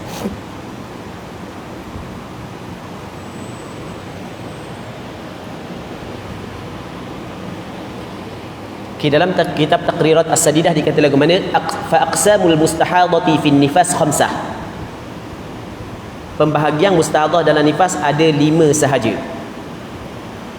Dia kata pada hujung dia kata wala yutasawwaru fiha at-tahayyurun nisbi.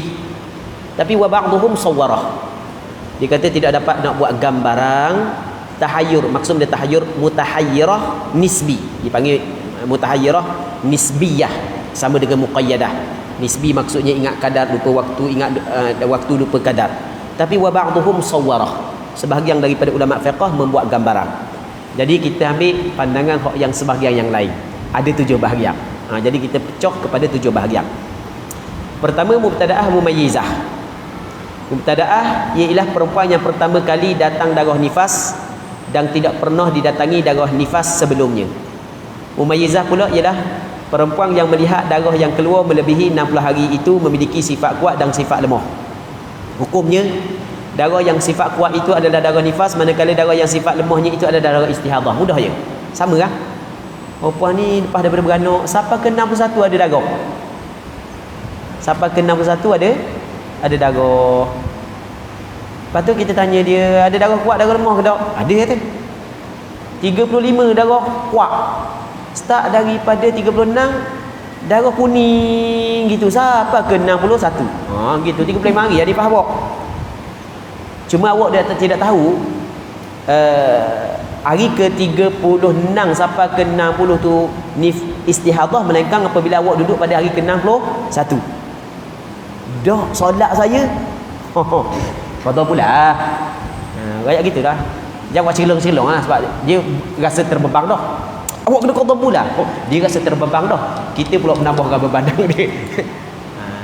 Bayar mula biasa tu. Jadi gilek je. Kena bayang mula pada banyak. Kena bayang mula. Kena qada balik sembayang. Okey. Mudah je. Kalau ada darah kuat, darah lemah. Lepas tu syarat tamyiz hokpak tu tidak terpakai untuk istihadah dalam nifas, mereka satu syarat je.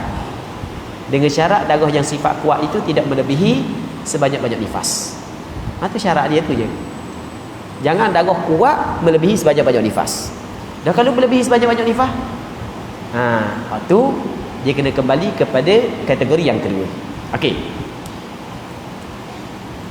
Cuma sebelum daripada kita bincang bab ni, boleh tak kita undur sikit? Undur sikit 95. Muka surat 95. Okey. Ada pandangan segelintir ulama mazhab Imam Syafi'i bahawa darah, apabila darah melepasi 60 hari, maka dihukumkan 60 hari sebagai nifas, manakala yang lebih daripada 60 hari itu dikirakan sebagai istihadah. Ini ada pandangan mazhab Imam Syafi'i lagu ni. Namun pandangan ini adalah pandangan yang lemah. Pandangan ini adalah pandangan yang lemah. Pandangan ini diputuskan oleh Imam Ibnul Qas dalam kitab Miftah beliau dan dipilih oleh Imam Muzani. Okey, boleh tengok apa yang disebut dalam kitab Majmu' Syarah Muhadzab berkenaan dengan masalah ni. Tujuan kita selitkan pandangan ini supaya macam hak yang kita khabar sebelum daripada ni. Kalau ada masalah sangat, okey, cara dia macam hak yang kita khabar. Sebelum daripada ni kita khabar pun kali ke dah kan. Okey, kita pergi kepada 182 nota kaki. Syarat tamyiz pada istihadah dalam nifas ialah darah yang kuat tidak melebihi sebanyak-banyak nifas. Boleh tengok di dalam kitab Mughnil Muhtaj. Baik. Kita tengok pada muka surat 97. Contohnya, setelah bersalin, darah nuru keluar selama 60 hari secara berterusan. 43 hari daripadanya adalah darah hitam. Kemudian hari ke-44 sehingga hari ke-65 darah merah. Hukumnya nifas nuru 43 hari darah yang kuat, manakala hari ke-44 sehingga 65 adalah istihadah. Baik. Lepas tu tengok nota kaki ada lah. Apakah 184? Apakah yang perlu dilakukan oleh perempuan yang mengalami situasi seperti di atas? Setelah bersalin hari ke-43 darah hitam, tidak boleh dia solat. Daripada hari pertama sampai ke 43 tak boleh solat kerana darah ini keluar dalam tempoh waktu yang boleh dihukumkan sebagai darah nifas. Hari ke-44 hingga 60 darah merah tak boleh solat kerana darah ini keluar dalam tempoh waktu yang boleh dihukumkan sebagai darah nifas serta mengharapkan darah akan berhenti sebelum hari ke-61. Hari ke-61 masih lagi ada darah merah. Pada hari ini barulah dia mengetahui bahawa status darahnya adalah darah nifas bercampur dengan darah istihadah. Justru dia wajib mandi dan solat kerana ternyata darah merah tersebut adalah darah istihadah berdasarkan kepada tamyiznya. Seterusnya, dia wajib mengqadha semula solat yang ditinggalkan pada hari ke-44 hingga ke-60 kerana ternyata darah tersebut adalah istihadah. Kena qadha mula. Baik. Hari ke-61 hingga ke-65 wajib ke atasnya solat kerana dia masih lagi dalam keadaan istihadah. Okey. Beberapa contoh untuk diperhatikan. Beberapa contoh untuk diperhatikan ni dia ada kait dengan masalah 777 888. Baik, ada kaitan dengan masalah 777 888. Bismillahirrahmanirrahim.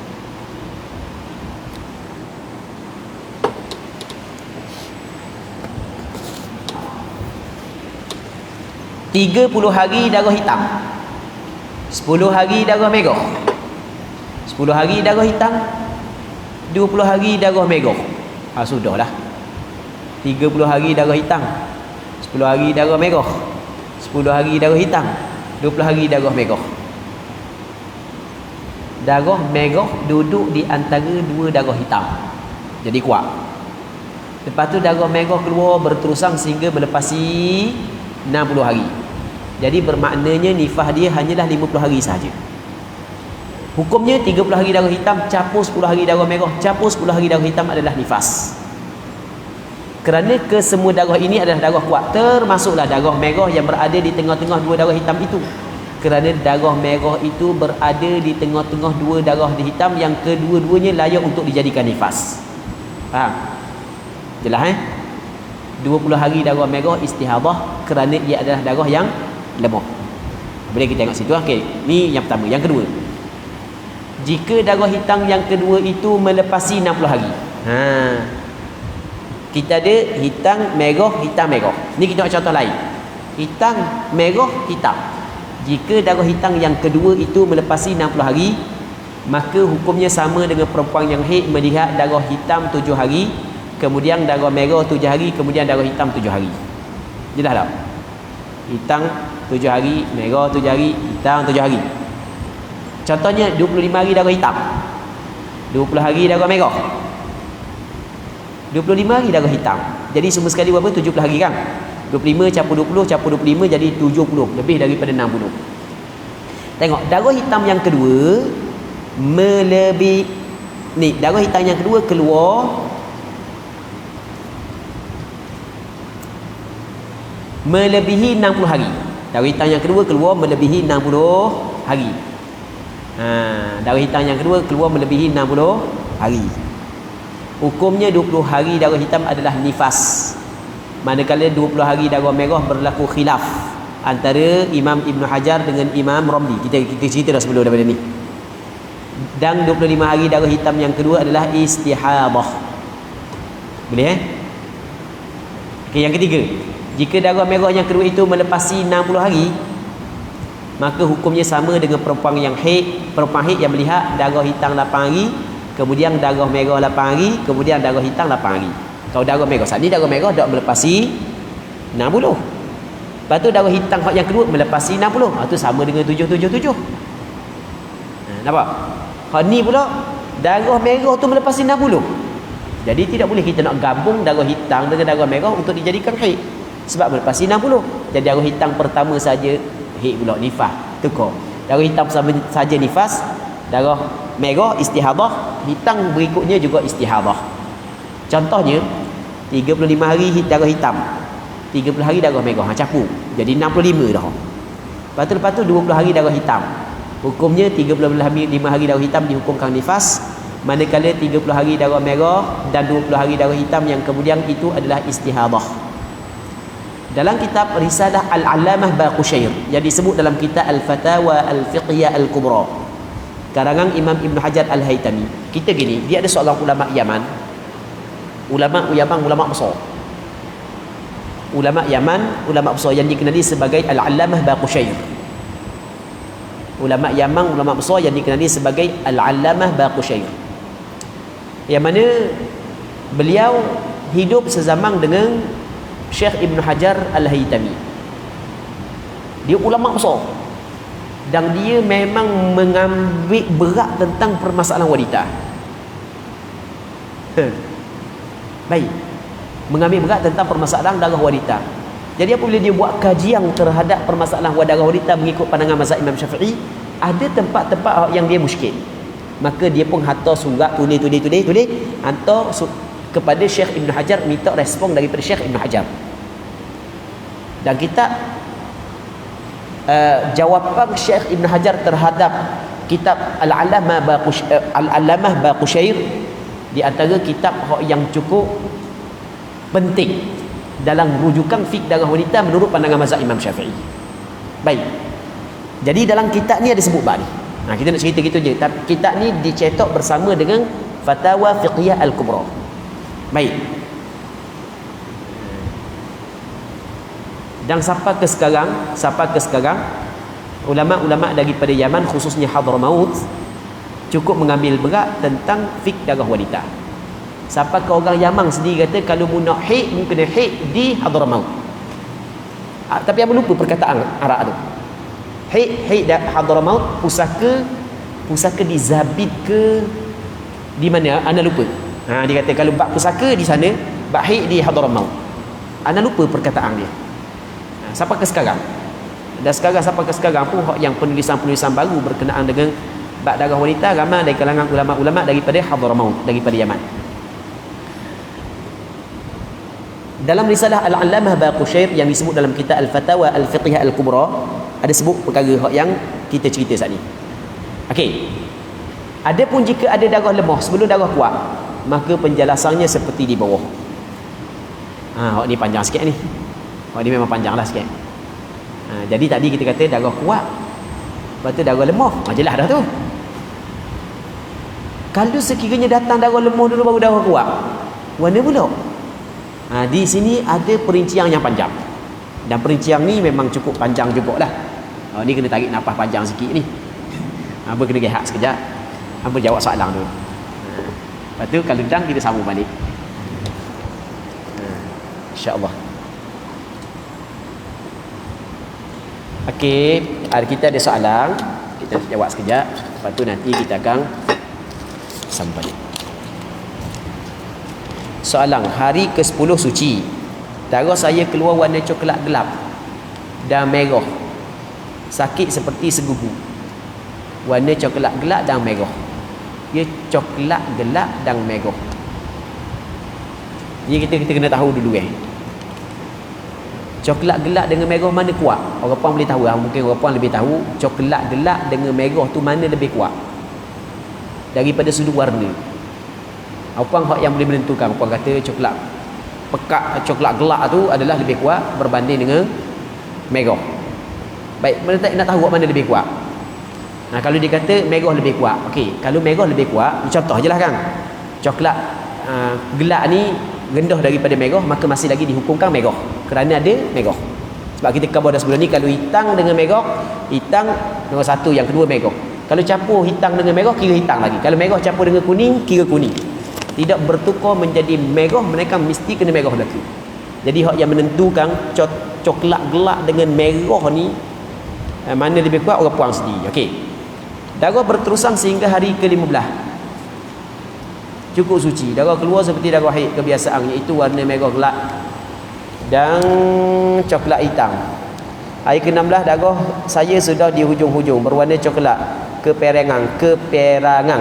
Dan darah berterusan hingga ke hari ke-19. Darah berhenti kering ke hari ke-19 dan keluar kekuningan seperti hari biasa. Adakah saya istihadah bersama dengan haid? Haid saya kebiasaan antara tempoh 7 hingga 11 hari. Memang kalau dengar pening dah. Dengar pening dah. Okey, gini. Sebab dia sebenarnya ada beberapa perkara lagi yang perlu hamba kena tanya untuk kita jawab soalan gini. Baik. Jadi jawapan hak yang lebih mudah untuk perempuan ini adalah dia ikut adat biasa dia sebelum daripada ni. Maksudnya dia hukum haid dia berpandukan kepada benda, kepada adat. Tengok adat dia mana. Adat yang paling dekat. Wallahu alam. Okey, itu cara cepat untuk jawab masalah. Okey, baik. Assalamualaikum. Waalaikumsalam. Bagaimana saya nak membezakan kuning haid dan kuning hari kebiasaan? Saya mengalami di mana keputihan bercampur dengan kuning. Disahkan oleh doktor. Jadi hari kebiasaan kadang-kadang keluar kekuningan juga. Ustaz, adakah bila di hujung haid keluar kekuningan saya dikira boleh mandi wajib? Baik. Yang pertama sekali bab masalah kekuningan. Darah haid kita ada berapa? Ada hitam, merah, perang, kuning, keruh. Kuning dengan keruh ni adakah termasuk di dalam warna haid ataupun tidak? Jawapannya ulama berbeza pandangan. Majoriti ulama fiqh, bukan kita hanya sebut mazhab Imam Syafi'i, majoriti ulama fiqh mengatakan kuning dengan keruh juga termasuk di dalam warna haid, berdasarkan kepada hadis Aisyah ketika ada perempuan membawa kapas yang ada warna kuning. Tanya Aisyah tentang solat, kata Aisyah, la ta'jalna hatta tarayna al-qassata al-bayda. Jangan tergesa-gesa, jangan gopoh, jangan gaduh, sehingga mu tengok kapas betul-betul bersih. Jadi bermakna Aisyah belum lagi membenarkan perempuan tersebut mandi dan solat ketika ada kekuningan. Maka atas dasar inilah majoriti ulama mengatakan kuning masih lagi dikirakan sebagai haid. Cuma ada pula perbincangan di kalangan ulama fiqh mazhab Imam Syafi'i. Adakah kuning ni haid secara keseluruhan ataupun tidak? Okey, di sini ada beberapa perbincangan di kalangan ulama mazhab Imam Syafi'i. Dalam mazhab Imam Syafi'i, kalau kuning berlaku dalam tempoh adat kebiasaan haid dikirakan haid. Kalau dia keluar di luar tempoh adat kebiasaan haid, maka berlaku khilaf di kalangan ulama mazhab Imam Syafi'i. Namun di sana ada pandangan sebahagian daripada ulama mengatakan kuning bukan lagi dikirakan haid. Antara ulama yang berpandangan sebegini adalah Imam Ibn Hazmin Al-Zahiri. Okey, ni yang disebut secara umum dulu. Masalah kuning ada khilaf. Pandangan mu'tamad mazhab Imam Syafi'i, kuning yang keluar di dalam waktu imkanil haid dikirakan haid. Okey, ni asas dulu. Kemudian seorang perempuan ni keputihan dia kadang-kadang pekat seakan-akan warna kuning. Ada orang puang ada keputihan. Orang lelaki tak tahu benda keputihan. Ada ayah fikir orang lelaki. Ni orang puang je. Orang puang ada keputihan. Keputihan dia kadang-kadang pekat seakan-akan kekuningan. Sehingga kan pada penghujung haid perempuan itu tak tahu kok ada kuning ni keputihan ke ataupun masih lagi penghujung haid. Begitulah hak yang berlaku kepada orang puang. Jadi soalannya, bagaimana perempuan tersebut perlu kena buat? Sebenarnya bab ni hamba ada sebut pada penghujung buku ni. Ada penghujung buku ni hamba ada sebut. Hamba ada sebut dalam masalah apabila syok, hak yang datang tu haid ke ataupun hak yang datang tu bukan haid, maka hamba kata lagu mana? Hamba kata ia tidak dapat menggugurkan kewajipan solat. Boleh faham? Asal kewajipan solat setiap ke atas setiap mukallaf. Yang menggugurkan kewajipan solat adalah darah. Ketika mana darah hak yang keluar ataupun hak yang keluar saat itu mungkin darah, mungkin tidak, maka tidak, perempuan itu syok. Ada perkara yang menggugurkan kewajipan solat, maka tidak gugur kewajipan solat. Bermakna ketika itu wajib dia kena mandi dan wajib dia kena solat. Namun kita ada kaedah yang kedua yang disebut oleh Al-Ustaz Said. Dia ada sebut ada kaedah yang kedua. Kaedah yang kedua sebenarnya kalau kita tengok boleh juga kita guna kaedah al-aslu baqa'u ma kana ala ma kan. Sebab sekarang ni dimari darah. Tetapi sekarang ni maksudnya kalau kita belajar dalam ilmu fiqh, ada kaedah al-yaqin la yazulu bisyak, ada kaedah al-aslu baqa'u ma kana ala ma kan. Asal kekal barang yang telah ada berdasarkan apa yang sebelumnya. Jadi untuk isu ni ada dua asal yang saling bertentangan. Okey, boleh faham? Kalau apabila ada dua asal yang saling bertentangan, maka kita kena tengok mana asal yang lebih kuat. Okey, boleh faham? Kita kena tengok dia asal yang lebih kuat. Jadi nanti yang akan sebut mana kitab yang menyebut perkara ini. Wallahu a'lam. Cuma hak yang jawapan sekarang ni menggunakan kaedah al-yaqin la yazulu bisyak, kerana ia melibatkan ibadat solat. Sebagaimana perempuan yang kali pertama datang haid, kita hukum haid dia sehari semalam sahaja untuk menggugurkan solat dia sehari semalam je. Hak yang lepas daripada tu walaupun ada kemungkinan haid, tetapi oleh kerana tidak yakin haid, maka tidak dapat menggugurkan kewajipan solat. Okey, wallahu a'lam. Kemudian soalan berikutnya. Assalamualaikum Ustaz. Waalaikumsalam. Pada masalah yang berlaku khilaf antara Syekh Ibn Hajar dan Syekh Ramli pada muka surat 67-68. Syekh Ramli menghukum 5 hari kuning dan 20 hari merah adalah istihadhah. Bukankah kalau ikut gabungan 5 hari dan 20 hari dah termasuk dalam masa yang boleh berlaku haid? Yang lain pula melebihi 15 hari waktu suci. Soalannya, adakah 10 hari yang terakhir daripada darah merah itu tidak dikira haid yang baru pula? Kat mana ni ya? Muka surat 67-68.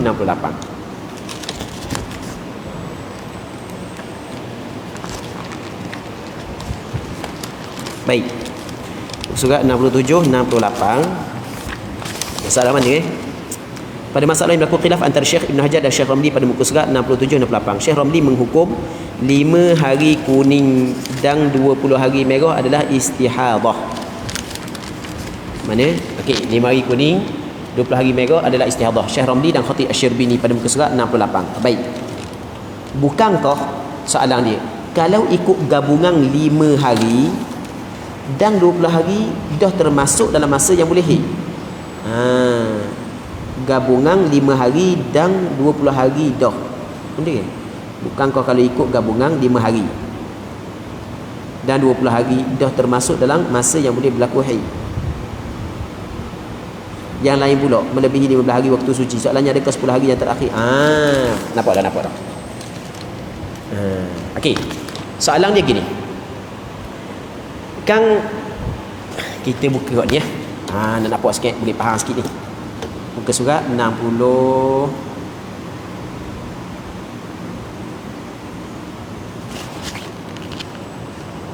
68.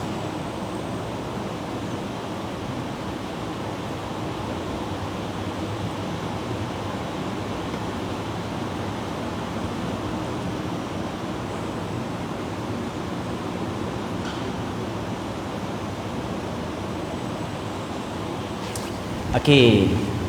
Muka surat 68.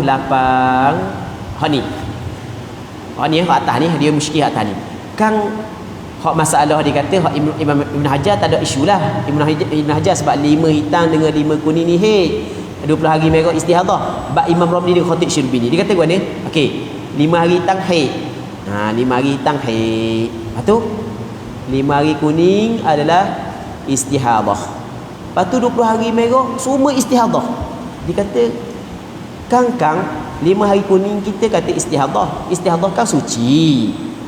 Lepas tu bapa dah ambil hak ni hak ni istihadah. 10 hari daripada merah ni juga istihadah, berbaki lagi 10 hari daripada merah itu adalah haid yang baru. Gitu soalan dia. Hakim boleh faham kan? Dia nak menggunakan kaedah takmilatut tuhur. Dalam bab ni tidak boleh guna kaedah tersebut. Hak ni dia berbeza dengan masalah seorang perempuan yang datang darah haid selama 8 hari, suci 10 hari, 8, 10, 18. 8, 10, 18. Hari ke-19 datang pula darah istihadah. 19, 20 sampai cukup 15 hari istihadah, tempoh sekurang-kurang suci sampai cukup 15 hari sekurang-kurang tempoh suci, darah lepas tu dikirakan haid yang baru. Hak ni berbeza dengan masalah tu. Masalah ni darah tidak berhenti. Masalah tu darah berhenti. Tu kena buat perbezaan di antara. Dan ada sebahagian daripada orang ketika dia meletakkan hukum ni dia tersilap. Sebab digunakan kaedah baqiyatut tuhur juga. Tak bukan? Itu silap. Hak ni tidak digunakan kaedah baqiyatut tuhur sebab hak ni ada darah kuat dan ada darah lemah. Kaedah kita fal qawiyyu haidun wal dha'ifu istihadah. Gitu je. Darah kuat adalah haid, darah lemah adalah istihadah. Kita hukum haid berdasarkan kepada darah lemah ketika masih lagi kita hukum haid berdasarkan kepada darah kuat. Ketika masih lagi darah lemah tetap istihadah. Melainkan apabila bertukar menjadi darah kuat semula barulah kita hukum haid yang baru. Begitu kaedah dia. Sini tidak boleh guna kaedah baqiyatut tuhur ataupun takmilatut tuhur. Baik. Soalannya, adakah 10 hari yang terakhir daripada darah merah itu tidak dikirakan haid yang baru? Ya, tidak dikirakan haid yang baru. Sebab kita kepada hukum berdasarkan kepada darah kuat haid, darah lemah adalah istihadah.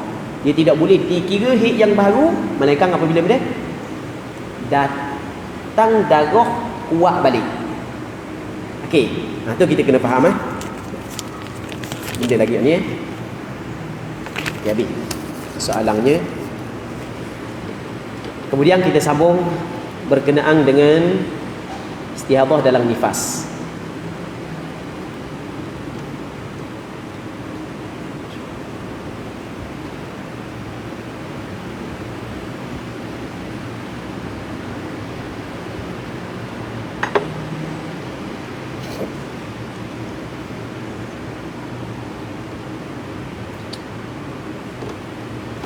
Okey, kita ingat balik berkenaan dengan darah istihadah dalam nifas.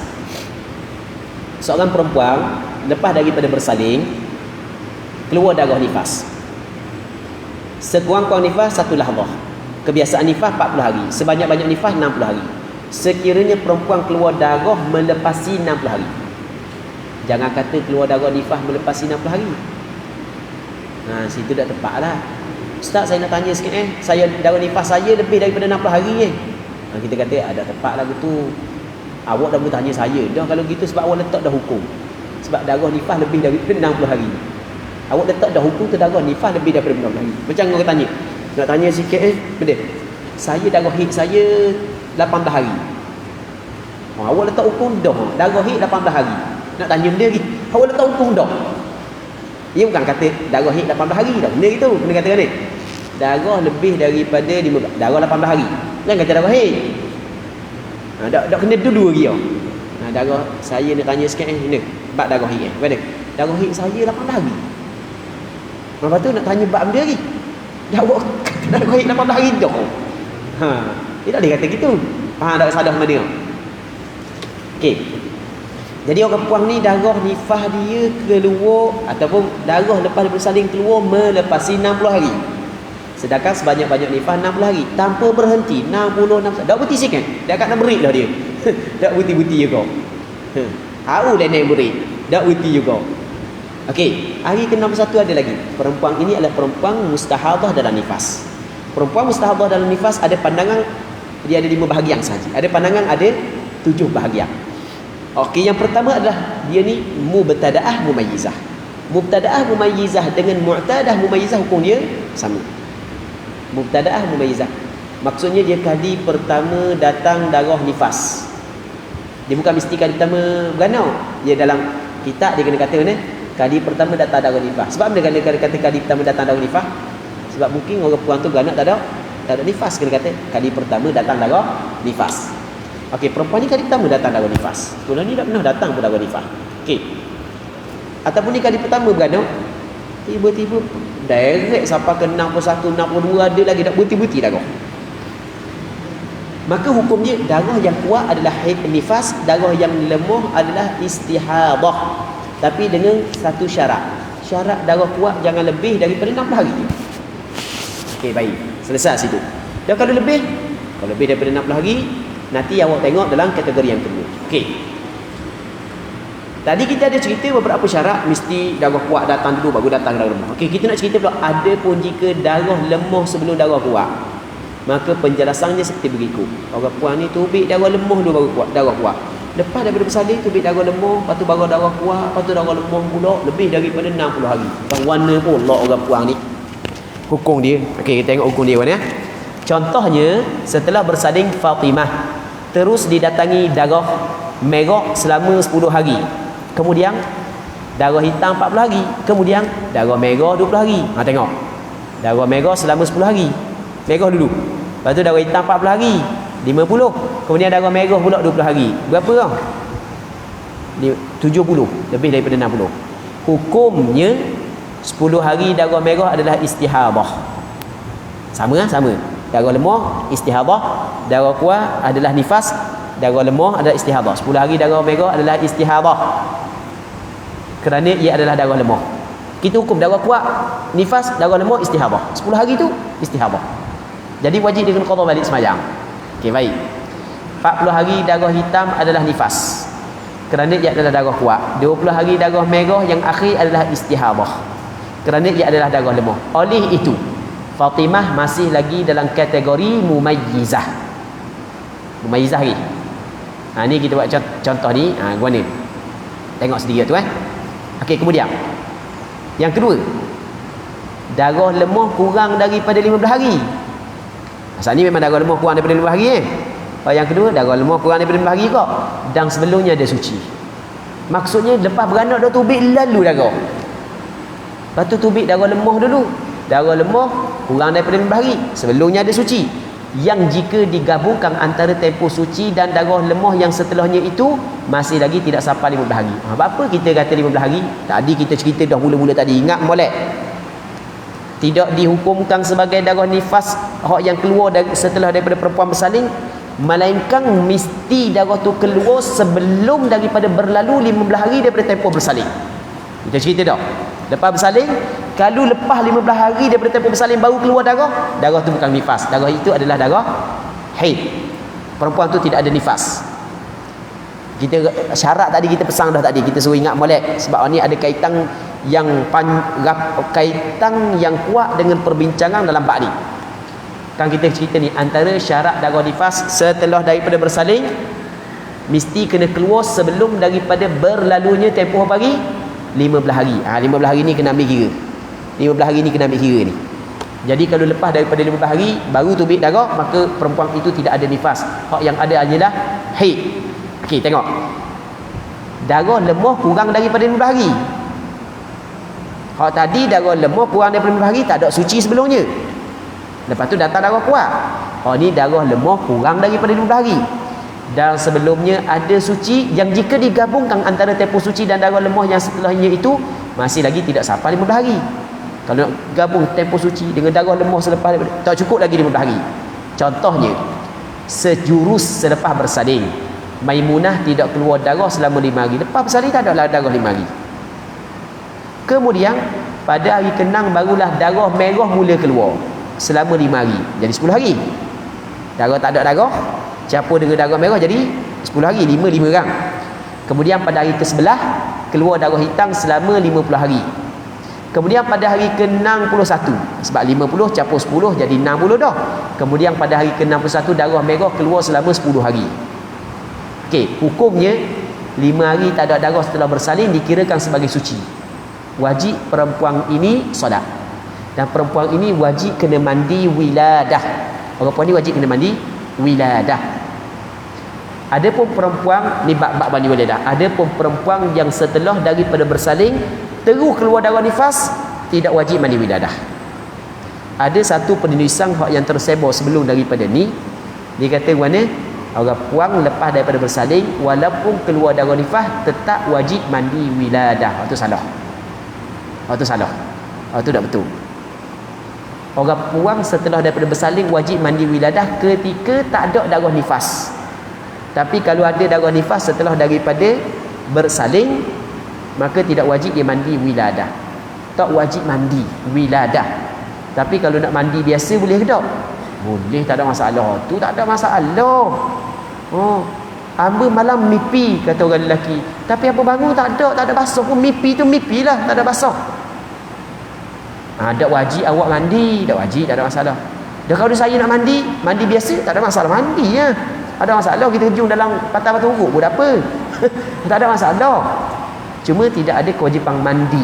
Sebab Rasulullah kata lagu mana kepada Ummu Sulaim, kata Rasulullah, na'am idza ra'atil ma. Ya. Kata Ummu Sulaim bagi jumpa dengan Rasulullah, hal 'alal mar'ati minal ghusli idza ihtalamat. Adakah wajib kepada perempuan mandi kalau sekiranya dia bermimpi? Kata Rasulullah, na'am, tapi syarat idza ra'atil ma. Kalau tengok basah wajib mandi. Kalau tak tengok basah maka tak wajib mandi. Okey, sama juga dengan orang lelaki. Tak wajib mandi. Kalau lepas benda bangun tidur, memang malam dia mimpi tapi tak ada basah benda, tak wajib mandi. Mimpi tapi orang lelaki tu umur 78 dah. 78 mimpi lagi. Tengok-tengok tak ada benda dah Tak ada. Wajib tak mandi? Tak wajib mandi. Dah nak mandi biasa, silakan nak mandi biasa. Sama juga orang puang setelah daripada bersalin, kalau ada darah nifas tidak wajib mandi wiladah. Dan nak tengok mana bab ni boleh tengok disebut secara jelas, tengok dalam kitab Sabilal Muhtadin. Kitab Sabilal Muhtadin sebut secara jelas bab ni. Kitab Sabilal Muhtadin. Dalam buku ni ada sebut tak dalam buku ni? Tak ada bab ni. Tak apa, kalau tak ada biar dah cari. Rugi masa. Baik. Okey. Sejuruh lepas bersalin, Maimunah tidak keluar darah selama 5 hari. Hukumnya 5 hari tak ada darah setelah bersalin dikirakan sebagai suci. Wajib Maimunah kena mandi wiladah dan solat. Orang puan pun kita suruh mandi wiladah dan solat kan, dia pun cerlong mata. Wajib kena solat. Orang puan baru bersalin, ya wajib kena solat. Ustaz dak bersalin tak apa, sedap cakap ni kita baru lepas bersalin nak berjalan pun dak rok Kita kata mana? Awak kalau dak rok pun awak tetap kena solat, sebab solat tidak gugur daripada orang yang sakit. Betul tak gitu? Solat tidak gugur daripada orang yang sakit. Dan yang solat kan dia, fattaqullaha mastata'tum. Allah Taala kata begitu dalam Quran, hendaklah kamu bertakwa kepada Allah semampu kamu. Tak boleh nak bangun solat dalam keadaan duduk. Nak duduk tak boleh. Oh, saya jahit tak tahu 18 jahit kata dia. Okey, awak solat dalam keadaan tidur. Faham? Tapi orang puang dah ni dak macam orang puang dulu. Orang puang dah ni baru beranak saat ni. Molek-molek ada dah pergi pasar malam dah. Orang puang dah ni. Okey, tak ada masalah lah bab isu semayang ni. Okey, 5 hari tidak ada darah setelah bersalin dikira sebagai suci. 5 hari darah merah setelahnya dihukumkan istihadah kerana ia adalah darah lemah. 50 hari darah hitam adalah nifas kerana ia adalah darah yang kuat. 10 hari darah merah setelahnya adalah istihadah kerana ia adalah darah lemah. Oleh itu, Maimunah masih lagi dalam kategori mumayyizah. Okey. Seterusnya, darah lemah 15 hari ke atas tanpa ada suci sebelumnya. Lepas daripada bersalin tubik darah lemah 15 hari ke atas. Lepas tu baru darah kuat. Sedangkan gabungan darah lemah dan darah kuat yang setelahnya itu tidak melebihi sebanyak-banyaknya nifas, tidak melebihi 60 hari. Contohnya setelah bersalin Ruqayyah terus didatangi darah merah selama 20 hari. Lebih daripada 5 hari ni. Kemudian darah hitam 30 hari. Kemudian darah merah 20 hari. Hukumnya 20 hari darah merah dan 30 hari darah hitam adalah nifas. 20 hari darah merah yang akhir adalah istihadah. Berbeza jika gabungan darah lemah dan darah kuat yang setelahnya itu melebihi sebanyak-banyak nifas. Darah yang 15 hari ke atas, darah lemah 15 hari ke atas mula-mula keluar tu, kalau gabung dengan darah kuat lebih daripada 60 hari. Tu hukum dia lain. Contohnya setelah Nur Adira bersalin, darah merah keluar selama 15 hari. Kemudian datang darah hitam selama 50 hari. 15 merah campur 50 hari hitam 65. Tengok, kalau campur darah lemah dengan darah kuat selepas berdiri lebih daripada 60 hari. Kemudian datang darah merah selama 10 hari. Baik. Hukumnya perempuan ini seperti perempuan yang tidak mumayyizah yang akan dibincangkan selepas ini. 5. Letih dah banyak lagi. Darah lemah kurang daripada 15 hari. Tapi jeng dah nak mikir kalau orang yang tidak ada himmah yang tinggi, orang yang ada himmah tinggi memang boleh fikir lagi. Sebab dia banyak sangat. Okey, jadi bab ni payah dah Kita berhenti sini dululah. Kita berhenti sini dulu untuk hari ni. Kita mengharapkan apa yang kita bincang ada manfaatnya. Jadi bab nifas ni dah nak habis. Biasa sebelum ni kita buat daurah, masuk bab istihadah dalam bab haid dah nak habis. Hak ni istihadah dalam bab haid alhamdulillah habis. Bab nifas alhamdulillah habis. Istihadah dalam nifas dan istihadah dalam nifas belum pernah lagi kita buat dalam daurah, kita bincang secara terperinci, melainkan ada dalam daurah kita arak dia lah. Dalam daurah kita arak dia secara terperinci tak belum lagi. Melainkan di Jabatan Mufti Negeri Sembilan ada pun ni. Tu pun ada juga hak yang dah habis. Jadi hak ni dah habis juga. Allahu Akbar. Tak apalah, kita rasa sini dulu.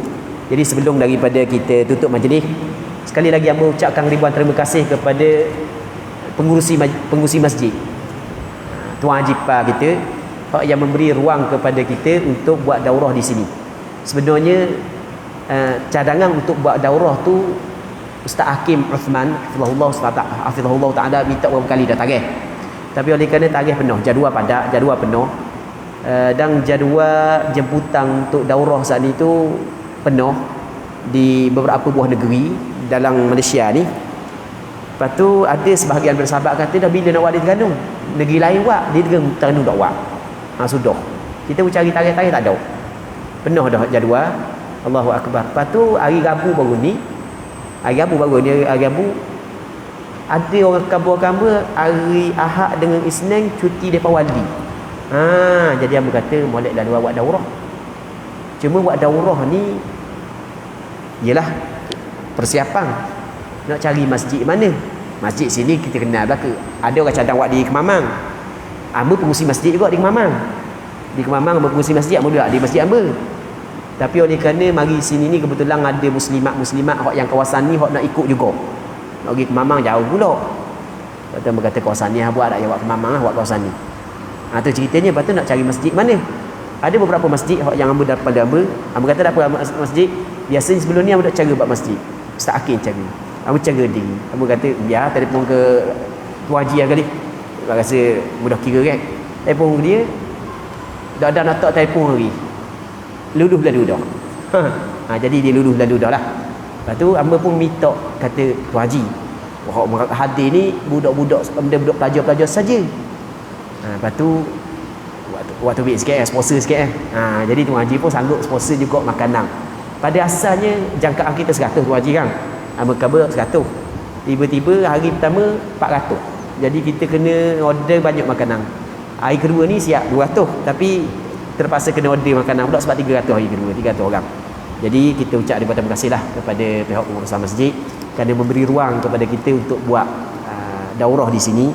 Dan sebenarnya antara penyumbang hak besar terjadinya daurah ni adalah peserta-peserta lah. Kalau tak ada peserta, hamba pun tak bagi kau. Baik. Jadi harap peserta mari dan kita berdoa kepada Allah Subhanahu taala agar Allah Taala bagi kepada kita keikhlasan dalam kita belajar, dalam kita mengkaji, dan semoga Allah Subhanahu taala memberkati majlis ilmu yang kita adakan sepanjang 2 hari di sini. Pertama minta maaf banyaklah ada beberapa perkara yang tidak sempat untuk kita bincang. Kita mengharap ada manfaatnya dan ada keberkatannya. Wallahu Subhanahu wa taala a'la wa alam. اللهم حققنا باتباع نبيك محمد صلى الله عليه وسلم ظاهرا وباطنا. اللهم إنا نسألك الإخلاص في القول والعمل. اللهم فقهنا في الدين وعلمنا التأويل. فقهنا في الدين وعلمنا التأويل. اللهم انصر الإسلام والمسلمين. اللهم انصر إخواننا المستضعفين في كل مكان. اللهم إنك ترى ما نزل بأهلنا في غزة من الأحوال. اللهم انصر أهل غزة. اللهم انصر أهل غزة. اللهم انصر أهل غزة. اللهم كن لأهل غزة. اللهم لا تكن على أهل غزة. اللهم اشف مرضاهم. اللهم داوي جرحاهم. اللهم ارحم موتاهم. صلى الله على سيدنا محمد وعلى آله وصحبه أجمعين والحمد لله رب العالمين.